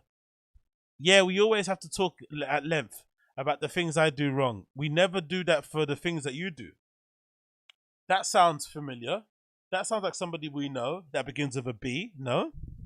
I don't want to talk about it. I've said everything I had to say. Okay, this is BGO now. I actually never asked you to do any... No, this is... Sorry. Is that BGO? What am I talking about? No, this is... Yeah, this is BGO. I actually never asked you to do anything about the basic accountability for what you've done so we can move forward. That's without exception a giant struggle for you. and leads to an arguing because you have so much trouble doing it. Even when I'm not upset, but you also have made the entirety about you. Yo, this gaslighting is pretty epic, isn't it? What? Didn't she post a picture of you like with some woman in a car? You didn't explain who that lady is, mate. Yo. Okay, even when you went to be good friends, even when you went to my good friend's party and acted in a totally inappropriate way with somebody who are... What? What? What did she do? What did she do at this party? Yo, BGL married a lady that has a wandering eye, and his eyes and hands wandered, and now he's I don't know. This is a fucking nightmare situation. Imagine for 1 second if there was a reverse. What does this lady do at the party? Okay, so that's it. Those are the slides so far. Oh, what an absolute mess, mate. What an absolute mess. Sympathy actually does go out to the wife, even though she's clearly, you know, batshit crazy. I still think the situation is fucking crazy to kind of be dealing with, I guess, on your own as well, solo, trying to figure it all out, especially when BJ's out here using the internet and weaponizing the flipping Fighting the Kid subreddit to go after her and whatnot and make it seem like they all agree with what he's doing and what. But God almighty, mate, what an absolute mess. What an absolute mess from all involved. Adults bickering online like this about this stuff. It's just like so weird to me, personally, so weird to me, especially when you consider they're both relative nobodies. But I also find it hilarious how, you know, what you call it, Adam 22 played a big game, or acted, or not Adam 22, I'm talking about, BGL, sorry, played the big game, acted like the truth seeker, the truth teller. I would never do this, I would never do that. And now look, here he is doing exactly the same thing, BGL, exactly the same thing as the people that he tries to criticize. So what can you do, man? I guess it is what it is with these guys. Absolute weirdos. I have nothing more to add to that. Absolute strangeness personified. Very, very bizarre. A tray full of broken bodies and broken hearts all over the place. Do these guys care? Obviously not. Obviously they do not care. So I guess we'll have to play out how it plays out. But Jesus, man, I'm kind of, you know, you can't help but feel sad for that lady. Cannot help but sad for that lady, can you? What were we saying in the chat? Let me get the chat up here. What are you guys saying in the chat here? Bear with me a sec. BJ's out here being a city boy, man. He's been listening to too much Future, right? He thinks he's doing the thing. What are people saying in the chat? 8th grade. She looks like a Benji's girl from Howard Stern. Well, if she cheated too, she cheated better because Luke. Yeah, exactly. Yeah, she definitely won that one. If they have to have a cheat off, if they have to have, sorry, stuttering like an idiot. If they have to have a cheat off, what? Yeah, 1v1. She definitely won. Luke Rockhold's a fucking dime piece and a half, mate. Do you know what I mean? For sure. A little bit dense, right? A little bit dense, a little bit of an airhead. But again, if you look as good as he does, you don't need to fucking know the Pythagorean theorem or whatnot. You know what I mean? You don't need to know your fucking times table or anything. You just turn up and smile. Do you know what I mean? And pull out the little, you know, the little white tinker. But anyway, so talking about stepping out on your partners and talking about having some fun in these LA streets, do you know it is not exactly the 1 year anniversary, but it's somewhere around 1 year since this epic video. Do you guys remember this epic video? That essentially was the beginning of, I won't say the end. I won't say the end. This is the beginning of the end. What was it? It definitely was the beginning of it becoming open season to criticize and to poke fun at Brendan and some of the stuff that he does and says. Because of this one video. And again, Brendan has the worst luck in the world. The worst luck in the world. The one time, you know, he's flipping trying to step out and hand somebody a flipping note is the one time that the fucking cameras are rolling, and for whatever reason the flipping homeless cats were there watching like an absolute hawk, and seeing who was coming in and out and whatnot at this flipping property that they were at dancing. So let's play the video and you'll see what I'm going here. You'll see our big guy, you'll see our guy flipping Brendan in the corner there, introducing himself to a lady that doesn't look at the Mexican. There he is. Look, there he is. Look at him. Look at that little waddle. Look at that little waddle. Look at that little waddle. He bends over, says something. It's a note.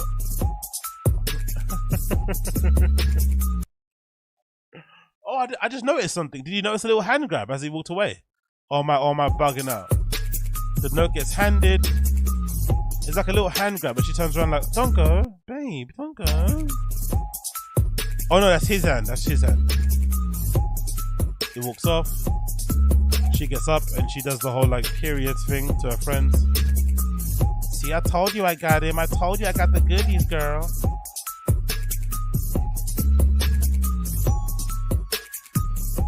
There she is, standing there. What happens here? We get a sign? He gave me a note.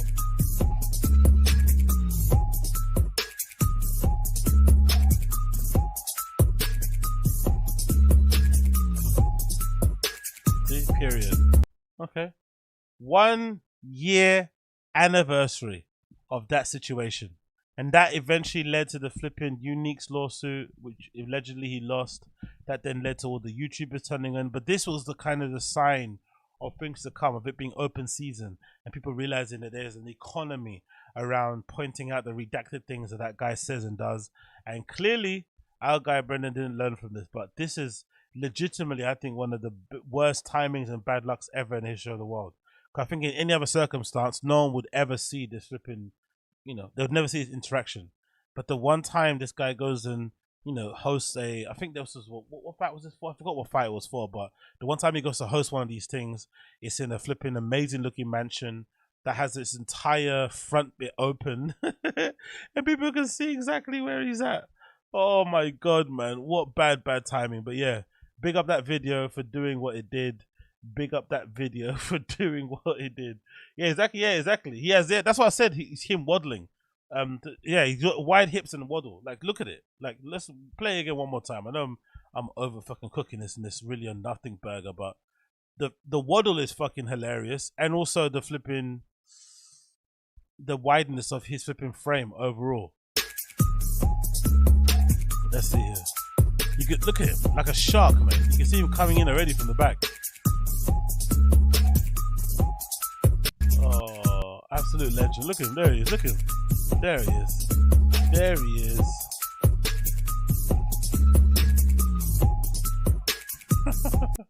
What do you think that note said? Do you like me? Yes or no? Take a box. Or what is it? His number in really terrible handwriting. Is that 7? Is that 7? Is that 1? You know, that kind of handwriting. I wonder what the note actually said. And I'm also surprised the lady in question hasn't come out and said something, to be fair. I thought they would have jumped on the forums or tried to do a video, but they kind of kept it cute, kind of kept it Gucci, kind of kept it real. That lady doesn't even know Brendan. She kept it more realer than flipping BGL. Imagine that. She kept it more real than BGL, and she doesn't even know the guy. That's absolutely insane. But yeah, that video is a year old. 1 year anniversary of that video in some way, shape, or form. If you were there, if you were around, you know what the deal is. If you weren't, I feel sorry for you, because that was a very special time in the Bappa universe. So, and then, of course, the video that was the best one that kind of catalogued it was Moist Critical going after him. I thought that was flipping hilarious. You seen this video? This is, again, a year ago.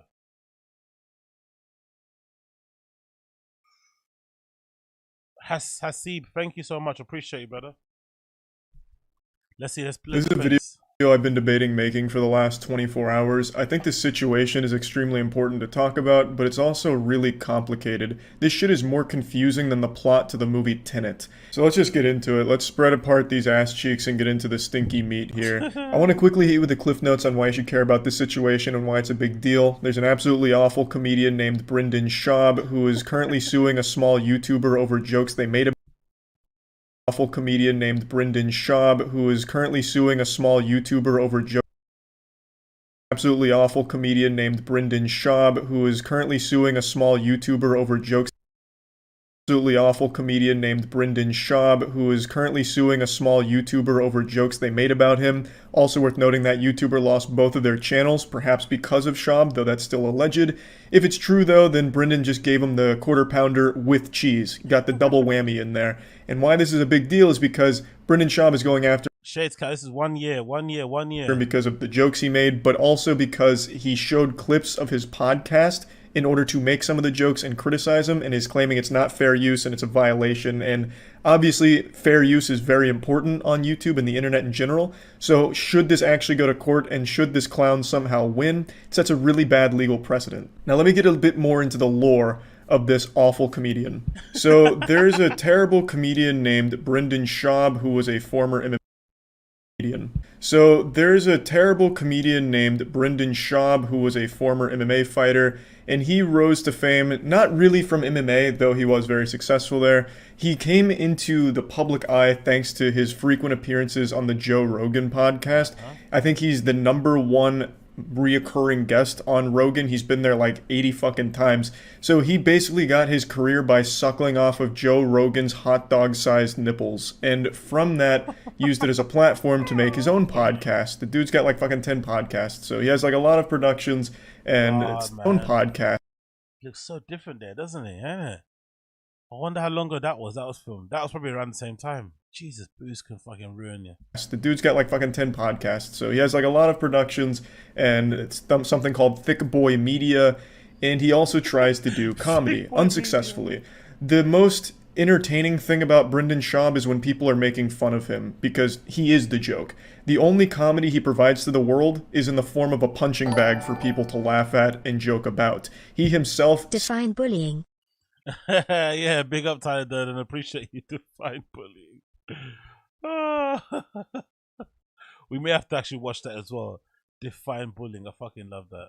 Oh, why is it over there? I don't know what's happening here. Give me a second. There you go, bro. Yeah, we might have to watch that as well. I love that video. That's one of my favorites. Seeing Kalila and Bobby Lee's reactions as if they've been staring at this guy, realizing, oh, he's an absolute redact, isn't it? We thought we were talking to a reasonable human being. He's not at all. So let's just continue this again.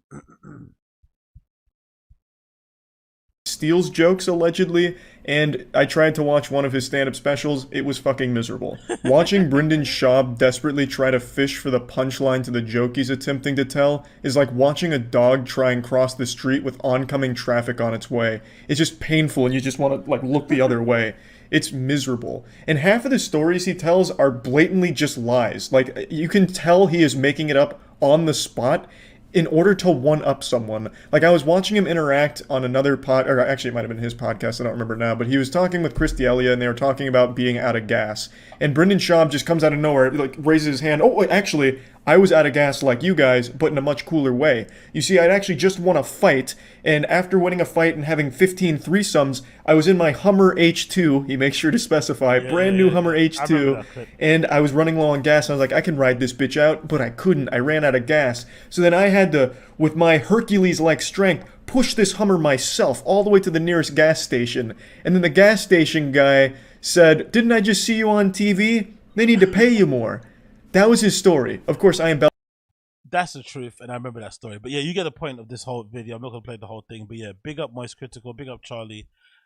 Absolutely incredible to see. Again, 1 year on. 1 year on. Time flies, isn't it? Time freaking flies. So big up them. Big up them. And what's I have to go on the list here? I want to talk about...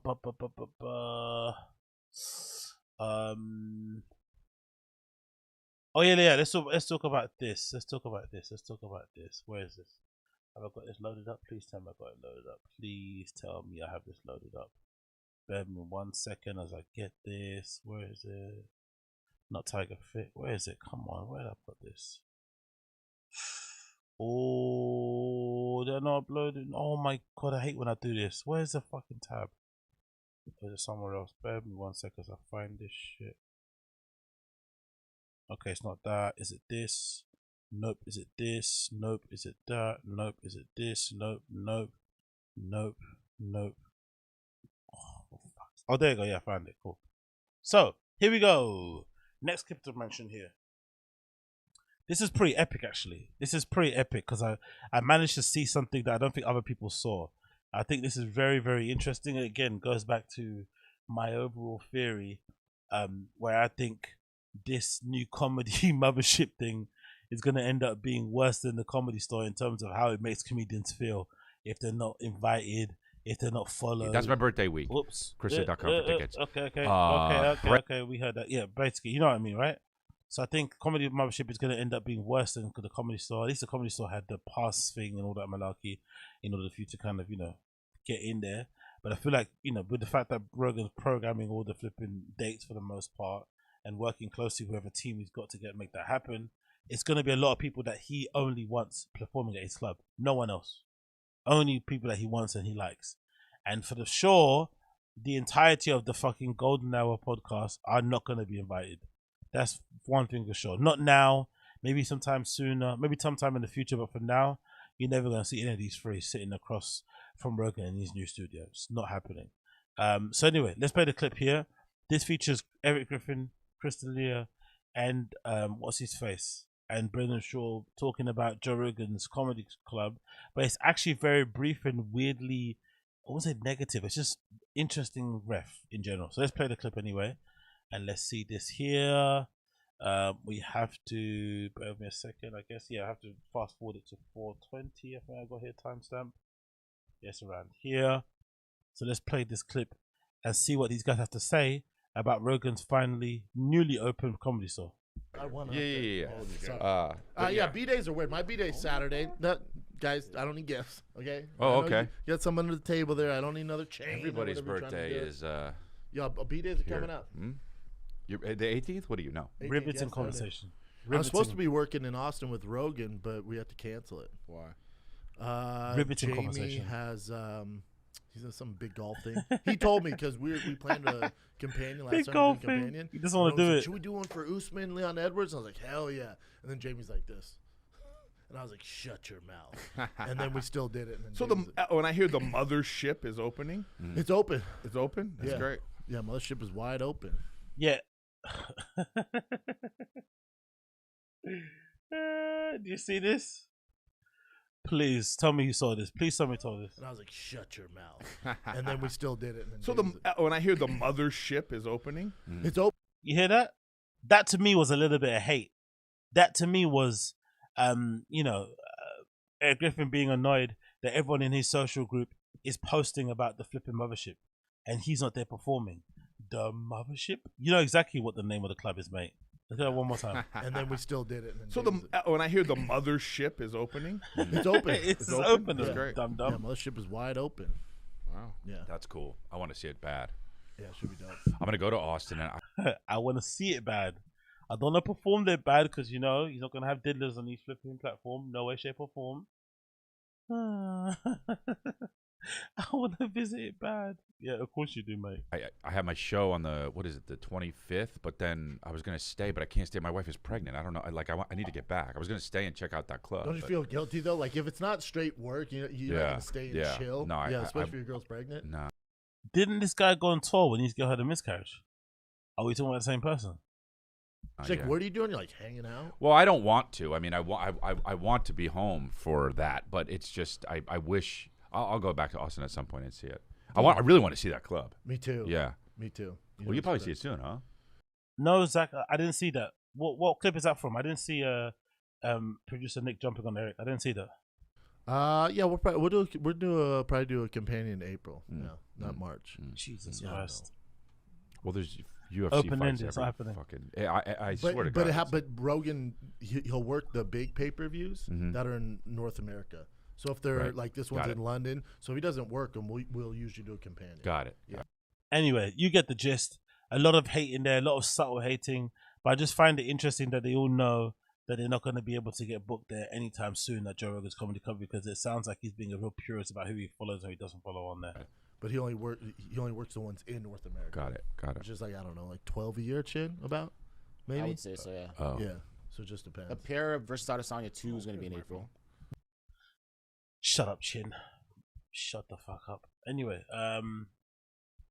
what else do we have here? What else do we have here? Let's see what else we have here. Bear with me a second while I get this up. Return. Yeah, let's just space actually. The return, because this I think was the original Chang's member. I think they got the original apron. I think everyone else was kind of just, you know, an accessory, but this is the real Don. Let's see if I can get him up on here. Bear with me a second. Okay, there you go. Let's see how this works. Come on, work please, if you don't mind. What people saying in the chat here? What people saying here in the chat? What they're saying here in the chat? Yes. Hey everybody. Oh, let me just get this up. Wow. It's Ed and Mike. And Mike, Tom. So let's take another step back into flipping the time machine. Do you guys remember this video? This review of Tiger Thick?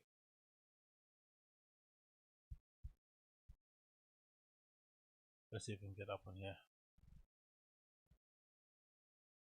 Come on, work. Yes, Yoshi, well done. Oh, well done. Big up you. Sorry, I said well done. All right, I'm gonna get it right this time. What are we doing here? Is that better? But anyway, my name is Ed, and this is the Rot Gut Review follow-up video to the Tiger Thick review I put out earlier in the week. Go watch that here if you haven't seen it already.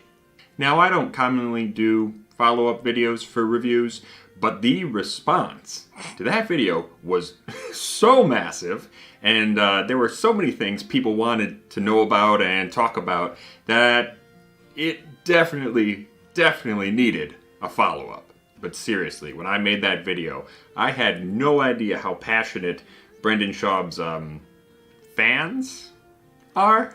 As of this filming, that video has nearly 9,000 views, and we've gained like almost 600 subscribers. Jesus Christ. Thank you to everyone who watched, commented. Thank you especially to everyone who's a new subscriber. That's awesome. And a special thanks to the folks at the Fighter and the Kid subreddit for sharing the video and helping me understand what all of you were talking about in the comments. I mean, I get some of it now, but I would still say like 90% of those comments, I have no idea what you're talking about. Hilarious. Anyhow, let's talk a little bit more about Tiger Thick, because there were a few things that people brought up that I... What a weird looking bottle, isn't it? Design wise. That doesn't even look like whiskey. That looks like it could be like, you know, soy sauce, olive oil. I don't know. Like, that's a mad bottle, isn't it? For booze. Definitely thought needed addressing. Number one being the price. When I did my review, I did not know what this was retailing for. Turns out it's $80. Holy shit. Whoa.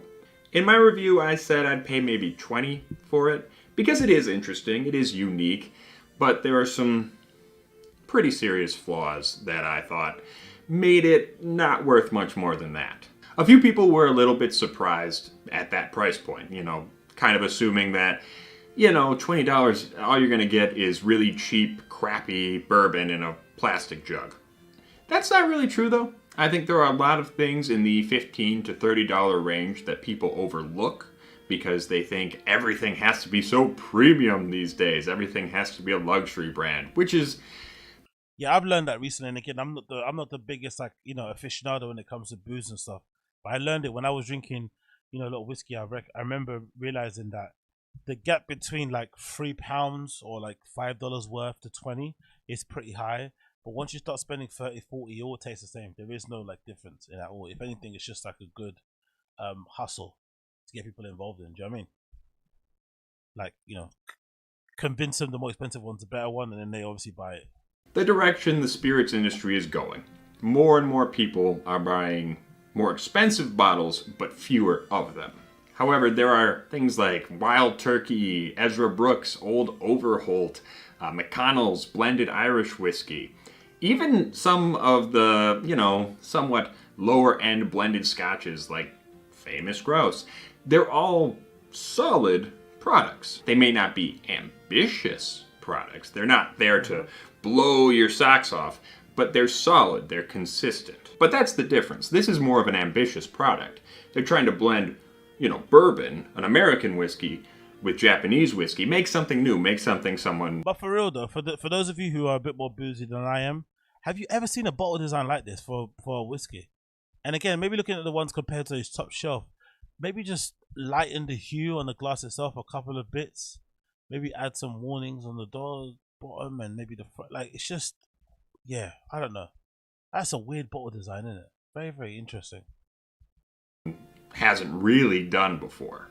The problem is the execution. They didn't really execute very well. It didn't turn out... What's the volume on the microphone, you said? Okay, cool. Maybe this way. It keeps redding out. If the microphone's maybe blowing out. It looks like a bottle really thick sugary wine. Yeah. Like, I don't know, like cooking wine or dessert wine or something, an aperitif.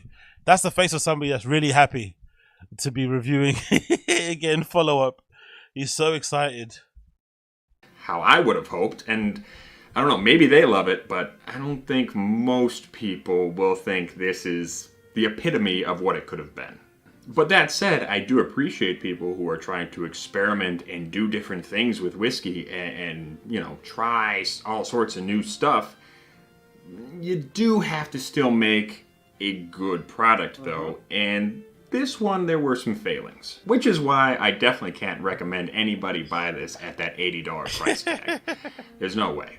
Now I know a lot of people in the comments seem to have a very dim opinion of Brendan Schaub, and whether or not that's rightfully deserved, I don't know. I don't have anything against the guy. I still have tried not to find out anything about the guy so I can stay neutral.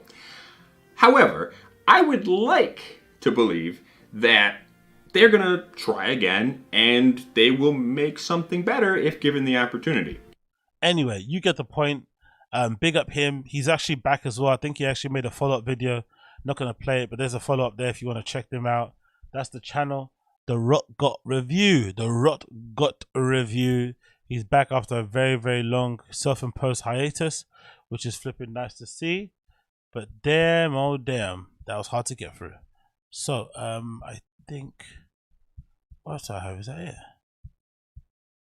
What else do I have here? Anything else here? Final Nation. Oh. Actually, maybe we'll play this. And then I can squeeze out some of my juice that I need to squeeze out. I'll let you guys watch this. Have you guys seen? I'm sure some of you guys have seen this.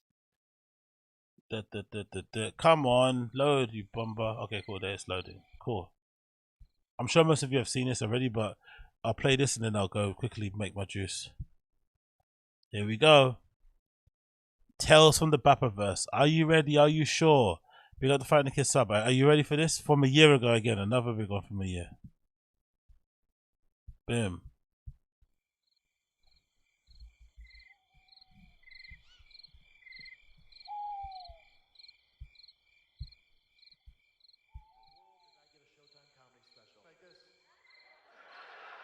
This be what's paying your life, guaranteed. What's paying your life?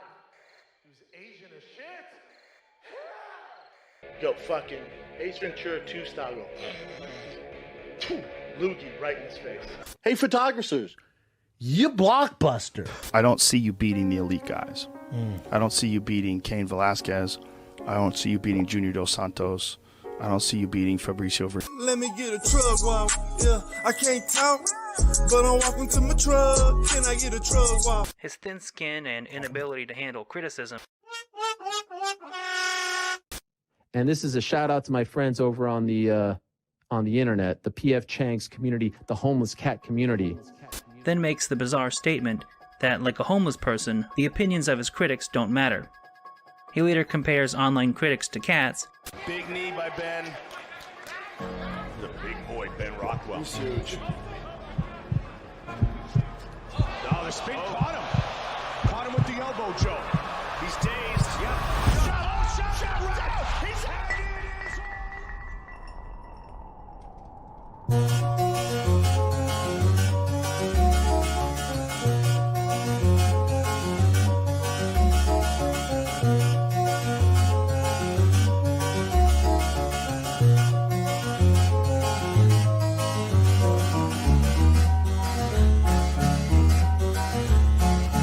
Golden brown, texture like sun, lace weighs me down. With my mind she runs throughout the night. No need to fight, never a frown with golden brown. Every time, just like the last, on her ship, tied to the mast, to distant lands, takes both my hands, never a frown with golden brown.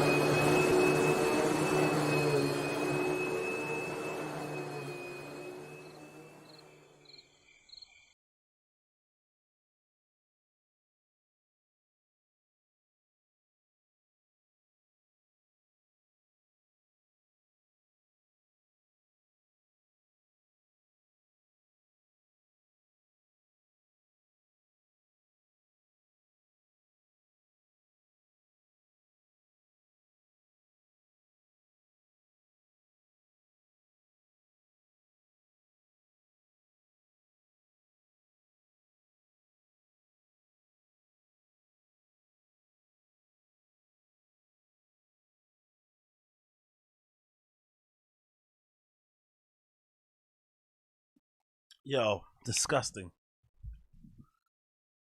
I didn't get the consistency quite right. Look how that came up. Look how that came up. Oh no, you didn't see the video, did you? Oh, my bad. Okay, I should have switched. My bad. But yeah, look at this. Look at that. It didn't turn out the way I thought it would turn out. It should have turned out a bit better, but I don't know. I fucked up the screenshot. I fucked up that. My bad. I apologize for that one. So you heard the thing playing, but you didn't see the fucking the actual thing itself. All right. Well, what can you do? We'll change it, and I'll try to do better for next time. But yeah, I should have switched the flipping camera. My bad. I didn't switch the scene. Oh my god. Yeah, it's not the best. But it's meant, this is meant to be kale, but look how it turned out. Look at that sludge. Look at that.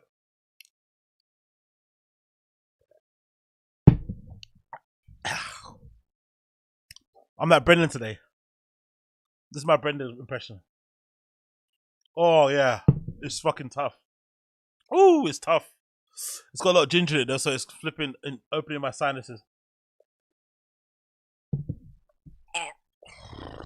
Okay, cool. Anyway, let's continue. I don't want to gross people out. No, I'm not, Jaden. Okay, I'm not. And if you keep spreading unsubstantiated lies about me, I'll get very angry. Okay, that's not true. So stop spreading lies about me, please, sir. That is not true. Okay, cool. Let's go on this. Let's move away from this. What else am I going to talk about here? I got my list of topics here. We got that. We got this. Oh yeah, let's talk about. Have you guys seen the Sean McCorkle thing? Have you guys checked that out? Have you guys checked that out? Can we talk about Sean McCorkle? Because I haven't watched this yet. I would like to see what he has to say. He's always kind of a good laugh. This is courtesy of 10 Minutes of Schaub. Let's see what Sean McCorkle has to say regarding the good old B. Schaub. He's got always a lot of things to say about the guy. I want to hear what he has to say. Let's see it. Goody, goody, goody, goody. Goody, goody, goody, goody. Goody, goody, goody, goody. Goody, goody, loser, bold guy. Goody, goody, goody, goody. Come on with these intros. Let's get into the interview now. Check it out. You know, a lot's been going on at Chang's and Sean McCorkle's got, what's happened to his head? Why is it so big?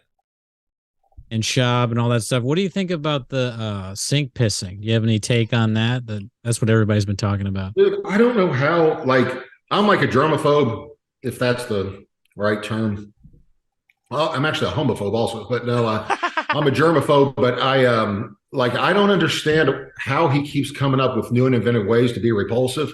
Like it's as if he's not revolting enough, like pissing in a sink.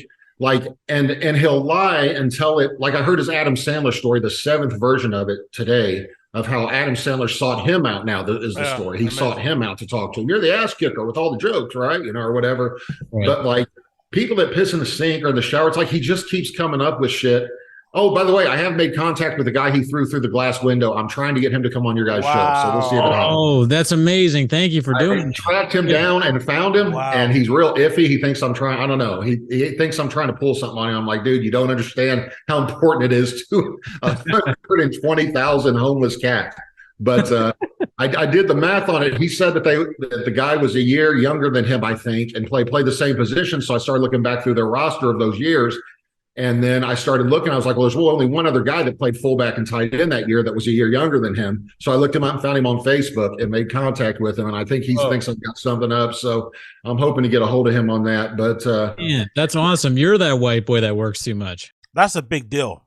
Because if he gets hold of that guy that he allegedly threw through the glass window door, that will clear up a lot of things. Because Brendan made it seem like he was in the right for throwing that kid through the door. And if I remember, what was the beef about? Was it beef because the kid, the beef was Brendan opened the fridge or something. I guess they were sharing a room and Brendan just ate something that the kid had under the impression that, oh, it's communal or something. And then the kid the next day then decided to lock all these stuff up, I think, was tying up in, I don't know, something like that, right? And then they got into a scuffle because of the food. Or Brendan basically initiated the fight because of that. Such a redacted reason to beat up somebody because they don't want to share their biscuits. It's annoying, don't get me wrong, it might elicit a flipping shouting match, but it shouldn't mean you should throw somebody through a flipping glass door or something. That's flipping crazy. How did you do that? I tell people all the time. Oh, yeah, Jared, you're right, yeah. And in the driveway thing, the parking, true. Never underestimate the amount of time I have on my hands because I am so petty and so I got a guy fired the other night, or at least I think fired, a truck driver for beeping his horn at me while I was going down the road. And honestly, I was texting. I probably was a little bit out of my lane or something. But this guy blew his horn at me and flipped me off. So I just slowly got behind him and got his truck number and his trailer number and told quite a story to his boss, who I called at home. I was able to find his cell number for emergency purposes. It's only a 9-employee company. And I called him. He was at his daughter's birthday party at 9 o'clock at night. I heard him singing happy birthday and told him the guy tried to run me off the road. He was hauling for Amazon. I said, listen, I used to own a trucking company. Okay, no offense, because I know McCorkle could probably, squeeze my head off my shoulders with one flipping hand. But what is this run-on sentence thing that he's doing? You guys accused me of being flipping on meth all the time. But what's this guy doing? This speed of talking, what is this? Is this Addies? Is this where BGL got his Addies from? Is this the main plug? Is Sean McCorkle the main Addy plug? Because he's talking like at 200 miles per hour. Why go on for this? What do you call this? Is this Addies? Is this methadone? What is this? He's all over the place. He's going on like 17 tangents at the same time. Did this guy, now we're talking about some truck driver that he snitched on, like, second he beat, like, what the hell is going on here, bro? He's all over the gaff. Company, which I did. I said, I'd rather call you than the DOT, Amazon, and the police, which is what I was about to do. And he goes, no, listen, he said, he won't have a job after tonight. He said, I'm not putting up with that kind of bullshit like that he did. So I said, make sure you tell him it's the guy that was, that he beat his horn at, that was driving, That's super evil. He said he was in the wrong. He said he was probably texting and did maybe swerve out of his lane. So the truck driver was in the right to beep at him. Maybe not strip him off, but he got the guy fired because he did something wrong. This is bad. He's very petty. I like this energy. Dude, everybody wants to live out that story. I wish I could do that to like any number of people in LA that cut me off or did something crazy, like flicking me out. Like, ugh. You got to have balls to put somebody off in LA because you're only going 3 miles an hour anyway. Everybody they could get out. I wouldn't. Right. By the way, can somebody explain from America? Maybe because I don't drive, but what's with people getting really offended with the flicking off? Why is that such a big offense? Because I remember there's a video. I'm sure you guys remember in the pandemic, this video went viral of this girl crying and going home to her mum and crying because some guy flipped her off. And her mum saying, I'm going to go and sort him out. And she storms out of the house. Do you remember that video? What is it about you Americans that have so sensitive about people middle finger saluting you in a car? Why does that matter? You're in your like, I don't know. They're in a car, you're in a car. It's a bit rude, but you just do it back. If they flick you off, you flip them off. What's the big deal? Right. I wouldn't make it there, man. This is a true story. I was driving down the road one time to Florida. I just broken up with my girlfriend who I was about to get engaged to. It was right around Christmas time, so I had to get away. I was really down, man. And I always hate the holidays anyway. So I was driving to Florida, and these kids pull by and throw some kind of drink at my car or something on the interstate. And usually I don't even, I used to do dumb stuff when I was a kid, nothing dangerous like that, but just dumb stuff. So I let stuff slide, I just oh, whatever. And then I see them pull up, slam on their brakes in front of another car that looked like an old lady, and she skids off the road into the median or whatever. And I was like, okay, that's it. So I start following them. They get in front of me, slam on their brakes. This goes on for 20 minutes. And I was like, these kids are dying, man. It's over, So I see them speed up to about 110 miles an hour. So I stay back, but I can see they've got this weird little light on the back of their car. It's different color, like purple or something. It's really strange. So I can see them from probably almost a mile away, at night, I see them get off on an exit in Alabama. Then they turn left real quick into traffic and go. So I just follow them off the exit, but they have no idea. I followed them for more than 2 hours to where their destination was. They pulled into a McDonald's that was open 24 hours. I came in, I ended up putting a gun in one of their faces and made him go outside and throw a cement block through the front windshield of his own car. And he was begging me because it was his dad's. His dad had just bought him that car. It was a Mustang, a newer Mustang. And I told him he could either throw it through or I was throwing him through it, or whatever. So he had to pick up a cement block and throw it through the front windshield. I was a little out of control back then, but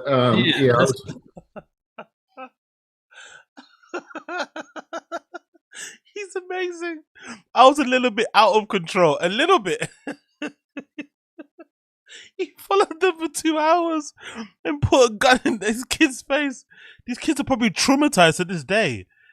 Oh my fucking god. Sean McCook was a fucking legend. Oh, my girlfriend at the time left me. I don't know why. You don't know why? Okay. That's crazy. That's crazy that he did all that. Schaub made the worst decision of his life messing with Sean McCorkle. That's what worst guy to do. What was he thinking? That's what's crazy is he didn't. It started with me and Schaub. I was nice to everybody in the UFC except Stefan Struve, but I told him ahead of time I was going to talk shit about him just to try to get on TV. The sponsorship money was so much greater, when you were on TV. I'm talking $30,000 extra, So I was broke at the time. I had been a millionaire, and my ex-wife had planned our divorce for 2 years and ruined my life, so I lost everything. But at that point in my life, $3,000 made a big difference, let alone 30,000. So I was nice to everybody, and Schaub was friendly with Mitch Rayon, and Mitch Rayon said he was an all right guy, so I was cool with it. And so Tim Tebow was hanging out with Schaub one night in Indianapolis, which is where I'm from, and Mitch Rayon was going to invite me, but I guess Schaub said not to bother if I was coming. He was going to bring Tim Tebow by the gym or whatever because he didn't like me. But I had never done or said anything about Schaub ever in my life. And oh yeah, by the way, chat, what's going on with Tim Tebow and Brendan? There was a time when they were actually cool and friends, but you don't really hear Brendan talk about Tim Tebow much. Do you think Tim Tebow gadoosh Brendan? Or do you think Brendan gadoosh Tim Tebow because he doesn't fuck chicks, he's not drinking whiskey? What happened there? He doesn't talk about Tim Tebow at all. Zero. And if I'm not mistaken, isn't Tim Tebow, isn't he a reporter now? Isn't he a pundit? Right? I think I saw a video of him talking about football. He's a media person, so he's still around. It's not like he moved to fucking Dubai. I wonder what happened between them. And so I told Mitch Rayon, I was like, dude, you are such a bitch. Why would you? My son thinks Tim Tebow. This is when Tebow was just out of college, he was the man, Yeah. I said, my son would have loved to have seen that or talked to him, or met him or whatever. He's like, well, he said he wasn't going to bring him or whatever. And I was like, why? He said, oh, he says you're not as good, blah, blah, blah. So I always lobbied for a fight with Schaub. I literally did not believe Schaub could beat me in a fight. I didn't think it was possible. I thought somebody that sucks that much as a person, that repulsive, I just couldn't, I would not tap no matter what, to him, no matter, I'll die before Jesus Christ. So yeah, I would always hear he's been saying this, he's been saying that, but I was like, whatever. I always hated Travis Brown because he was always Travis Brown asked me how Mitch Rayon was standing up. Josie Mausters, that's the correct question. That's the correct answer. Tim Tebow isn't important anymore, so he's of no use to Brendan. Exactly. He can't do anything for Brendan. He's of no significance to him whatsoever. I don't want this no more. It's like that meme with the kid in Toy Story dropping Woody, right? I'm over this toy and I want the new one. Up, I said, dude, he doesn't look like it, but he hits hard as fuck, man. I said, that dude hits hard. I said, he's explosive. I bet he can't hit like me. You just haven't sparred with me. I was like, okay, whatever, man. Whatever. So I'd run into Travis Brown somewhere else, and he asked me about Stefan Struve. He was getting ready to fight him. He says, he's strong. I said, he's not strong, but he moves real well. Oh, he don't move like me. I'm like, all right, man. He asked me about Dave Herman. I said, he's the most athletic dude I've ever seen at heavyweight, man. Like, I saw him backflip out of a single leg takedown, and he had never even done a backflip before. He just tried it, and it worked, During sparring one day, he's like, hey, he's athletic as me. I was like, all right, man, whatever. So there's certain guys you just don't like. But I think I told you guys that last time I was in an audition for Spike TV, and he came in yelling Gadoosh or whatever, and he started talking shit like over on the corner, and I stopped the audition and asked him if he had something to say. Like, it got real uncomfortable in there, or whatever like that, because I was about to beat his ass. And he shut up real quick and just kept looking down at his shoes. But it was always then, and then he says something on Rogan. Rogan somehow how funny I am. He's like, yeah, is you still alive? And then you guys saw where Barnett and Michelle were talking about how funny I was. He's like, what's the funniest Uber driver? Like, he's always got something to say. I guarantee you, if you knew where I live versus where Schaub lives, his house probably costs more than mine because he lives in LA, but I've got a nicer house than him. You know what I mean? I don't waste my money on Ferraris by leasing them and pretend like I owe them and trading in a new car every 3 weeks, or whatever. But he's always doing something. I'm convinced he bought a dog because he heard I had a $15,000 American Bully, so then he's got to buy some kind of Cane Corso, or whatever. Like, I don't know, or he's always got something, but he's about to be broke. That's what's really going to be sad for him is when he. Jesus Christ, Sean McCorkle, bro. Fucking hell, he makes BGL sound like a fucking mute, like a shy person. God damn. He doesn't realize that without Rogan, dude, when you're on either one of you guys, if you're on Rogan 10 times, you would have a career in podcasting, let alone 150, like Schaub, like he and then Theo Vaughn, I told you guys, I always gave him a hard time. I got to see Theo again when he came to Indianapolis. My kids got to meet him, or my son and his 2 friends got to meet him, but I always make Schaub jokes to him or whatever. But you saw what happened to King and Sting. As soon as he wasn't on anymore, no one watches it. So he's like he's a professional coattail rider. I'll tell you what, he's good at that. That is one thing Schaub is good at, is riding coattails, man. I wish I was that good at finding someone to reach on to. So. Yeah, he's kind of, people are leaving, the show. He's firing people, and of course, Mark Harley left. I saw that. Or you guys had like a beef, right? But you squashed the beef. Yeah. What's that about? I was about to put a world of hurt on Mark like nothing, but I can't. It was funny because he was saying, in all honesty, he was saying that he hadn't blocked me. He absolutely blocked me. I'm still blocked on all social media, but I guess he can't believe that. But he was saying something about Darren Till, and Darren Till wouldn't come fight him, and I was like, I'll come fight you right now. You know what I mean? I said, dude, literally, I will, and I am that petty. I'll fly out there tomorrow with a bad back and fight you. And so he blocked me immediately, or whatever. So. But everybody was like, are you going to go off on Mark? I was like, I can't do that. When the stuff he was given on Schaub was priceless, man. I was like, he's like the Nazi scientist that we captured, and instead of putting him in the Nuremberg trials, put him on our side. You know what I mean? Or whatever. And everybody's mad at me, like, oh, you should still do it. I'm like, it'll become me versus Mark then, instead of Mark versus Schaub. And I don't want to be part of the story. Like, I want him to, because he just keeps. Dude, he's like WikiLeaks. He just keeps releasing more and more material, man. Like, oh, I got another voicemail from him, like he's got a treasure trove of stuff. So yeah, it's like I said. Talking about Mark and vindictiveness, I've got a feeling, this is my impression again. I don't know anything, but this is my impression. I've got a feeling if Brendan decides, hope he doesn't, because I think he won't anyway, because he's a bit of a pussy. But if Brendan decides to be brave and try to, I don't know, what's that thing called? Piggyback off of this BGL expose by his wife about him having an affair. I've got a feeling BGL's got something in a tuck that he's going to drop. So I'm hoping Brendan doesn't. For his sake, I hope Brendan just kind of leaves it alone, doesn't make a joke about it. But if he does try to make a joke about it, I've got a feeling BGL's got something in the tuck, something he's waiting to drop that's going to eviscerate that guy and make it, hard for him to come outside. I've got a feeling. I didn't like him very much until he said he liked the nickname BGL, like he thought it was pretty funny. And so I was like, that guy's not bad, man. Like, if you can laugh at that, you know what I mean? Like, he's not all bad, and the enemy of my enemy is my friend, the way I look at it, like they always say. So if he hates Schaub that much, he and I have that in common. So it's we had him on the show. He came out. He was really cool. I got dinner with him. He was cracking me up the whole time. He told me like a little bit more about terrible. They got dinner together, eh? What kind of journalism? What kind of journalism is that, mate? Eh? Eating dinner with a guest. Things Schaub has done. Yeah, I told him when I talked to him because he either I think I DM'd him and told him, dude, I don't want to get into it with you because it's just going to end up me roasting you a bunch, and then we'll go back and forth, and then I'll probably fly to LA and beat you up or something. I'll go to jail. Like, it'd be ridiculous. Like I said, I don't want to get off course here. Like we're both have the same goal in mind, which is humiliating Schaub. I said, so I'd rather not do that. But he said, no, we're cool, man. He said, I just, blah, blah, blah. I don't know what we were talking about, but it was so funny because he was telling me, oh God, what did he tell me? He told me something like you were saying, something so funny about Schaub. I lost it. And I was like, this guy ain't all bad, man. Like I couldn't believe you guys had him in studio. That was awesome that he would come in and do that. I think that's probably your most viewed video, isn't it? Oh, yeah, by far. Yeah. We like rented out a studio, made it look nice. And he came right out, was kind of like last minute thing right after a few. How far are you guys from him? Not too far. He's he's trying to get his address. He's being not so subtle.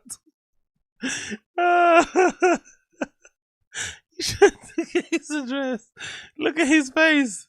He's trying to get his address. This guy is a fucking psycho. Holy shit, Sean McCorkle, you're a fucking legend, but this guy is scary.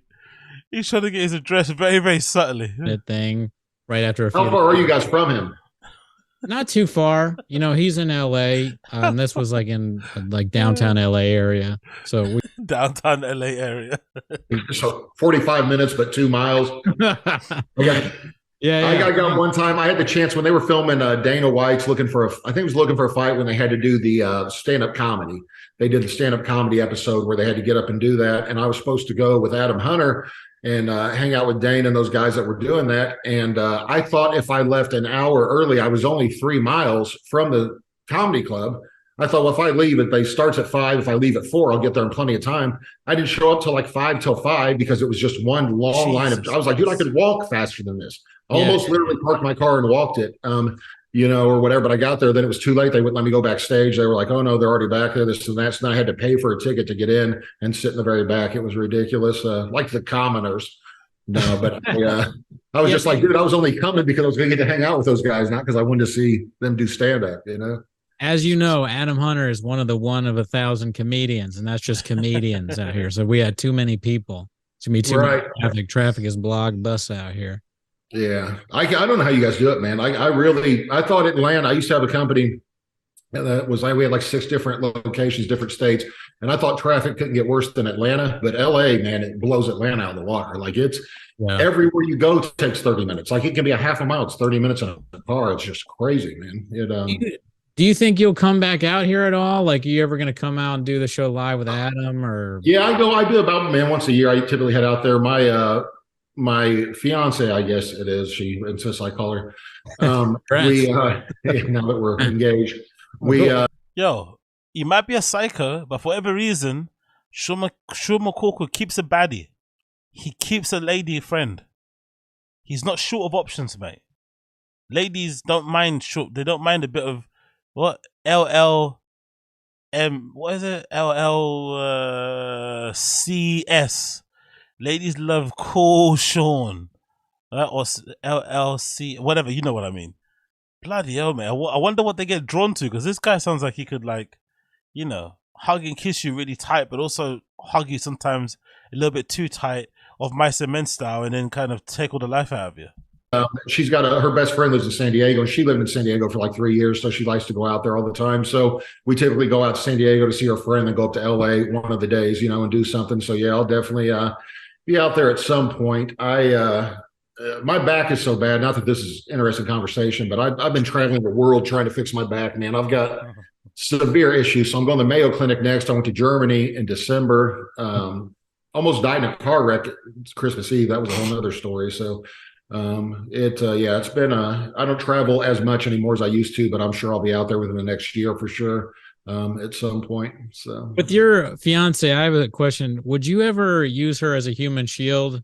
Like Schaub was saying that if like bullets were coming, like you had to save your kids, would you use her? I'm pretty sure he would use her as a human shield for himself, let alone for his children or whatever thing he was doing. But it's so funny, man. Number one, I don't care what anybody says, she's Asian. Not that that matters, but she's Asian as shit, as Schaub would say. I think that's where his aggression toward Asians go from. She's not Latin at all. Like I don't know what she's trying to do, but she's not at all good looking. She's had a ton of plastic surgery, but I've seen like anybody airbrushed enough and with enough, filters or whatever can look good. But if you look at some of her older videos, it is weird though. I found his wife. It's odd. She just kept falling in love with people that were a little bit famous. Like what a coincidence. She was with some baseball player before. He's so fucking hateful. Holy shit, Sean McCorkle, man. Wow, man. The darkest cloud over his man's head. And then some other guy who was kind of like an actor. It's just like she just kept, it's not that she was marrying people for their money or trying to, but she just kept falling in love with people that were famous and well known. It's almost like God meant for it to be. But you heard they're trying to, did you hear him the other day say they're trying to have twin girls? I think he was on Howie. Howie Mandel was saying they're trying to have twin girls is what they want to do. And then Schaub almost said 3 or 4 times basically that they were going to get rid of it if it was a Down syndrome baby. He didn't say it, but he kept saying, yeah, I mean, they've got it now where if it has a problem, like then you can go ahead and just get rid of it and this and that or whatever. And that's what he meant. Like if it's missing or gaining a I don't know. If it's got whatever J Shop's got, they probably should go ahead. God. Go ahead and check his DNA first. Abortion. Have you ever met, I don't think I asked the last time, but have you ever met the Greg Zoo, the doctor that he was doing an impersonation of? Have you ever met that I guy? probably have, but I don't. Usually the 2 times I got beat in the UFC, I took a lot of head trauma. So like, I don't remember much from when you get hit that hard, you don't remember much from after the fight. I remember one of them acted offended that I asked if they could give me anything for pain because my entire face was a bruise. Wow. And I was like, do you guys give me anything for pain? Like, well, you can take Advil. I said, no, like something that works. Like, can you give me anything? I'm not a drug addict, but like I was just in the equivalent of a head-on car wreck with someone's elbow to my face 50 times. You know what I mean? Or whatever. And I didn't want to go to the hospital. They want to take me to the hospital. I was like, I really don't want to go to the hospital, man. I said, I just don't want to mess with that. But so you guys able to prescribe anything for pain? I mean, they have no problem with us getting head trauma, but God forbid I get addicted to drugs. You know what I mean? For, something for pain. But that may have been him. I don't really remember. If he would have said, Mr. Schaub, I probably would have recognized him, but I didn't. My eyes were both almost swollen shut, so I didn't even, as were his, apparently, according to Schaub. His lips are bad. Hey, is there anybody, do you think, in like other fighters that feel like as much you do that Schaub sucks? Like I know Shane Carwin has talked about Schaub a few times. Is there anybody else like you that is like feels the same way? And I think a lot of them, I don't know. It's funny. I don't, so many people were so afraid that they wouldn't get on Joe Rogan's podcast if they say anything about Schaub. I'm like, number one, they're not friends like that, no matter what Schaub tries to portray it. Like Rogan is trying to keep Schaub in LA. I know for a fact Schaub has mentioned moving to Austin like 16 times. Wow. And Rogan, this is for a fact. And Rogan has been like, dude, I really need you to hold down the fort there in LA. You got to do the fight companion out there. He doesn't want him moving there because he tries to he'll try to buy a house a block from him and be at his house. Interesting. Do I believe this? I'm going to say no. Because one thing about Rogan, say what you like about the guy, but unless you have rape charges next to you or whatnot, he is quite loyal. He does stick to his friends for the most part. And I don't think he sees Brendan the way everyone else does. Because his friend. So he only sees the good in him. So I don't think that's true. That he purposely doesn't want him to come to Texas and stuff and dissuades him from moving there. I don't think that's true personally. But I also think he's a bit of a comedy snob. So he's definitely not going to let somebody on stage, even if they're friends, who he doesn't think is funny or ready for that sort of stage. That can definitely buy. But I don't agree with what you said earlier. All day, every day. You know what I mean? Like, and it's just, he's that guy. So I know he doesn't want him to move out there. He said he'd build and buy Joey Diaz a house if he'd move out there, but Shaw has to hold down the fort in LA, So I actually believe that was one of the reasons he moved, was to get away from Shaw, get a little distance from him, but he'll eventually ruin that relationship also. Like he did when he said the, whatever it is, the slinging dick thing, and then didn't delete it after he said it. But I know every fighter I've talked to about Schaub, they all say the same thing, like, oh, God. Even Ariel was like that before Ariel went nuclear on him. Anytime I brought him up, Ariel's just like, man, that dude sucks, whatever, like Schaub. So, but a lot of them, I always tell the comedians, you're not getting on Rogan's podcast anyway. Like, you know what I mean? Like these guys that are afraid to say anything about him. I know Schaub threatened. He used to try to threaten comedians. He threatened Adam Hunter one time. Adam Hunter was, they used to book studio time at Fox. So when Fighting the Kid was at Fox Studios. This is another thing where me and Schaub's problem kind of started. Adam was there, had guests waiting to go that were famous UFC fighters, and they were going long on the Fighter and the Kid. So like Adam asked them, hey, can you guys, they were in a break or something. He goes, hey, I actually had this reserved. We've been waiting like 30 minutes. Like, I need to get on there. And Schaub was like, do something about it, dude. He said, we'll go till we're done. We actually have viewers. So I told Adam that, and Adam was just like, dude, like, and act like he was going to kick his ass or something if he said something. So all of Adam's people just left because they was like, I can't stay here for 2 hours waiting to do your show, or whatever. So Adam didn't do a podcast. So Adam said that happened more than once. And that's why I said, dude, the next time you see Schaub, tell him I'm punching him right in his fucking face when I see him, just for saying that. I said, like, I'll go right up to him and punch him right in his face. I don't care where he's at or who he's with, Yeah, that's a huge dick move that he did that. But did he also threaten his career, or did he just be like, hey, you got to leave because, like, I'm a big deal or whatever? Well, no, he would back. That's before he was, when he was doing that, that's before he was on Rogan all the time. But then once he got popular, he would, I know for a fact too, Rogan told him he better quit fucking threatening him with his name too. Like telling people, quit telling other comedians you're going to, I'm going to make it so you don't get on this or that. Because Rogan doesn't like, like you guys can imagine if you were trying to have. That makes a lot of sense though. I believe that bit for sure. I believe that bit. Somebody on your show and then you've got some other, slap nuts that your buddy telling people, I won't let you get on the show if you say, something I don't like. And so he was trying to do that for a while, but that relationship is going to be short-lived, man. He's going to get divorced too. He doesn't know that either. She's getting that third kid. I know how women are. She's getting that third kid to guarantee the child support she thinks coming.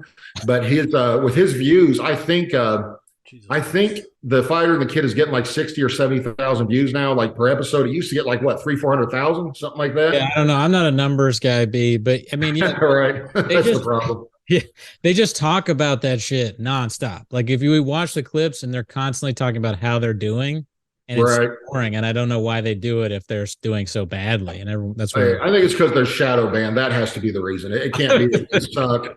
But dude, when you're on, I told you guys, or I told somebody that Lex Friedman, dude, was on Lex Friedman or Legs was on Joe Rogan, I think twice. And then he had a podcast with 200,000 subscribers after 2 appearances. Schaub was on 160 times. Of course you have an audience. You know what I mean? Like there's math doesn't add up now. That's crazy. And he buys the shit out of views and stuff like that too, which is even worse. But that's what he just today, he was talking shit to somebody who said something to him. And the guy who said something to him had more likes than Schaub with 28 followers. The guy said something about Schaub sucking. He's like, you got 28 followers, bro. And that got 3 likes, but he's got 800,000 followers. And so I replied to that. I said, this math isn't making sense. You've got 800,000 followers and 2 likes, and he's got 60 likes with 58 followers or 28 or whatever it is, So, yeah, that makes a lot more sense. And I think in general, Brendan's probably paying the price of buying views on his channel early on. But I think now the algorithm's changed and the way they prioritize videos has changed. So the buying of views in general is a bit counterproductive if you want to actually grow a channel. So yeah, I get what you mean there. His social media is like almost the most embarrassing part because he did, like exactly like you said, he doesn't get any likes on his replies, but he has so many followers. He should just get rid of it. He's got to go broke. I don't know. He's got to be going broke paying just for views and follows. I don't think that stuff's cheap. Like, I'm not positive, but I don't think it's cheap.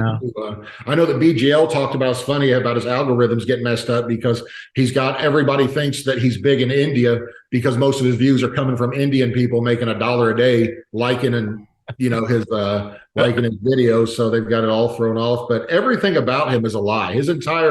Everything is a lie. If you can hear a story, I guarantee you, I've heard him tell a couple stories that my uncle told me when I was a kid, but he says they happened to him. And I'm like, dude, that was an urban legend when I was a kid, you know what I mean? Or whatever. You heard somebody say it and then you were like, say less, and then stole the story and made it your own, that it actually happened to you. But I still don't buy that he rescued a fat kid out of a car. I don't buy that for a second. The girl that supposedly confirmed it is also friends with a bunch of people in MMA. What are the chances that I have 17 MMA-related mutual friends with the girl that confirmed his story? You know what I mean, or whatever. Like, she just happened to be driving by. Like, did you hear? I was watching. There's another YouTuber, Comedy Enforcement.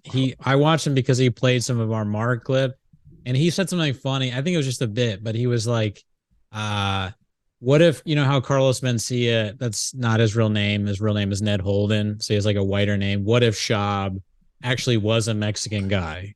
That just Brendan Schaub is like a, do you think there's a chance that Schaub is Mexican and he's made up this like Irish person, like name and all that?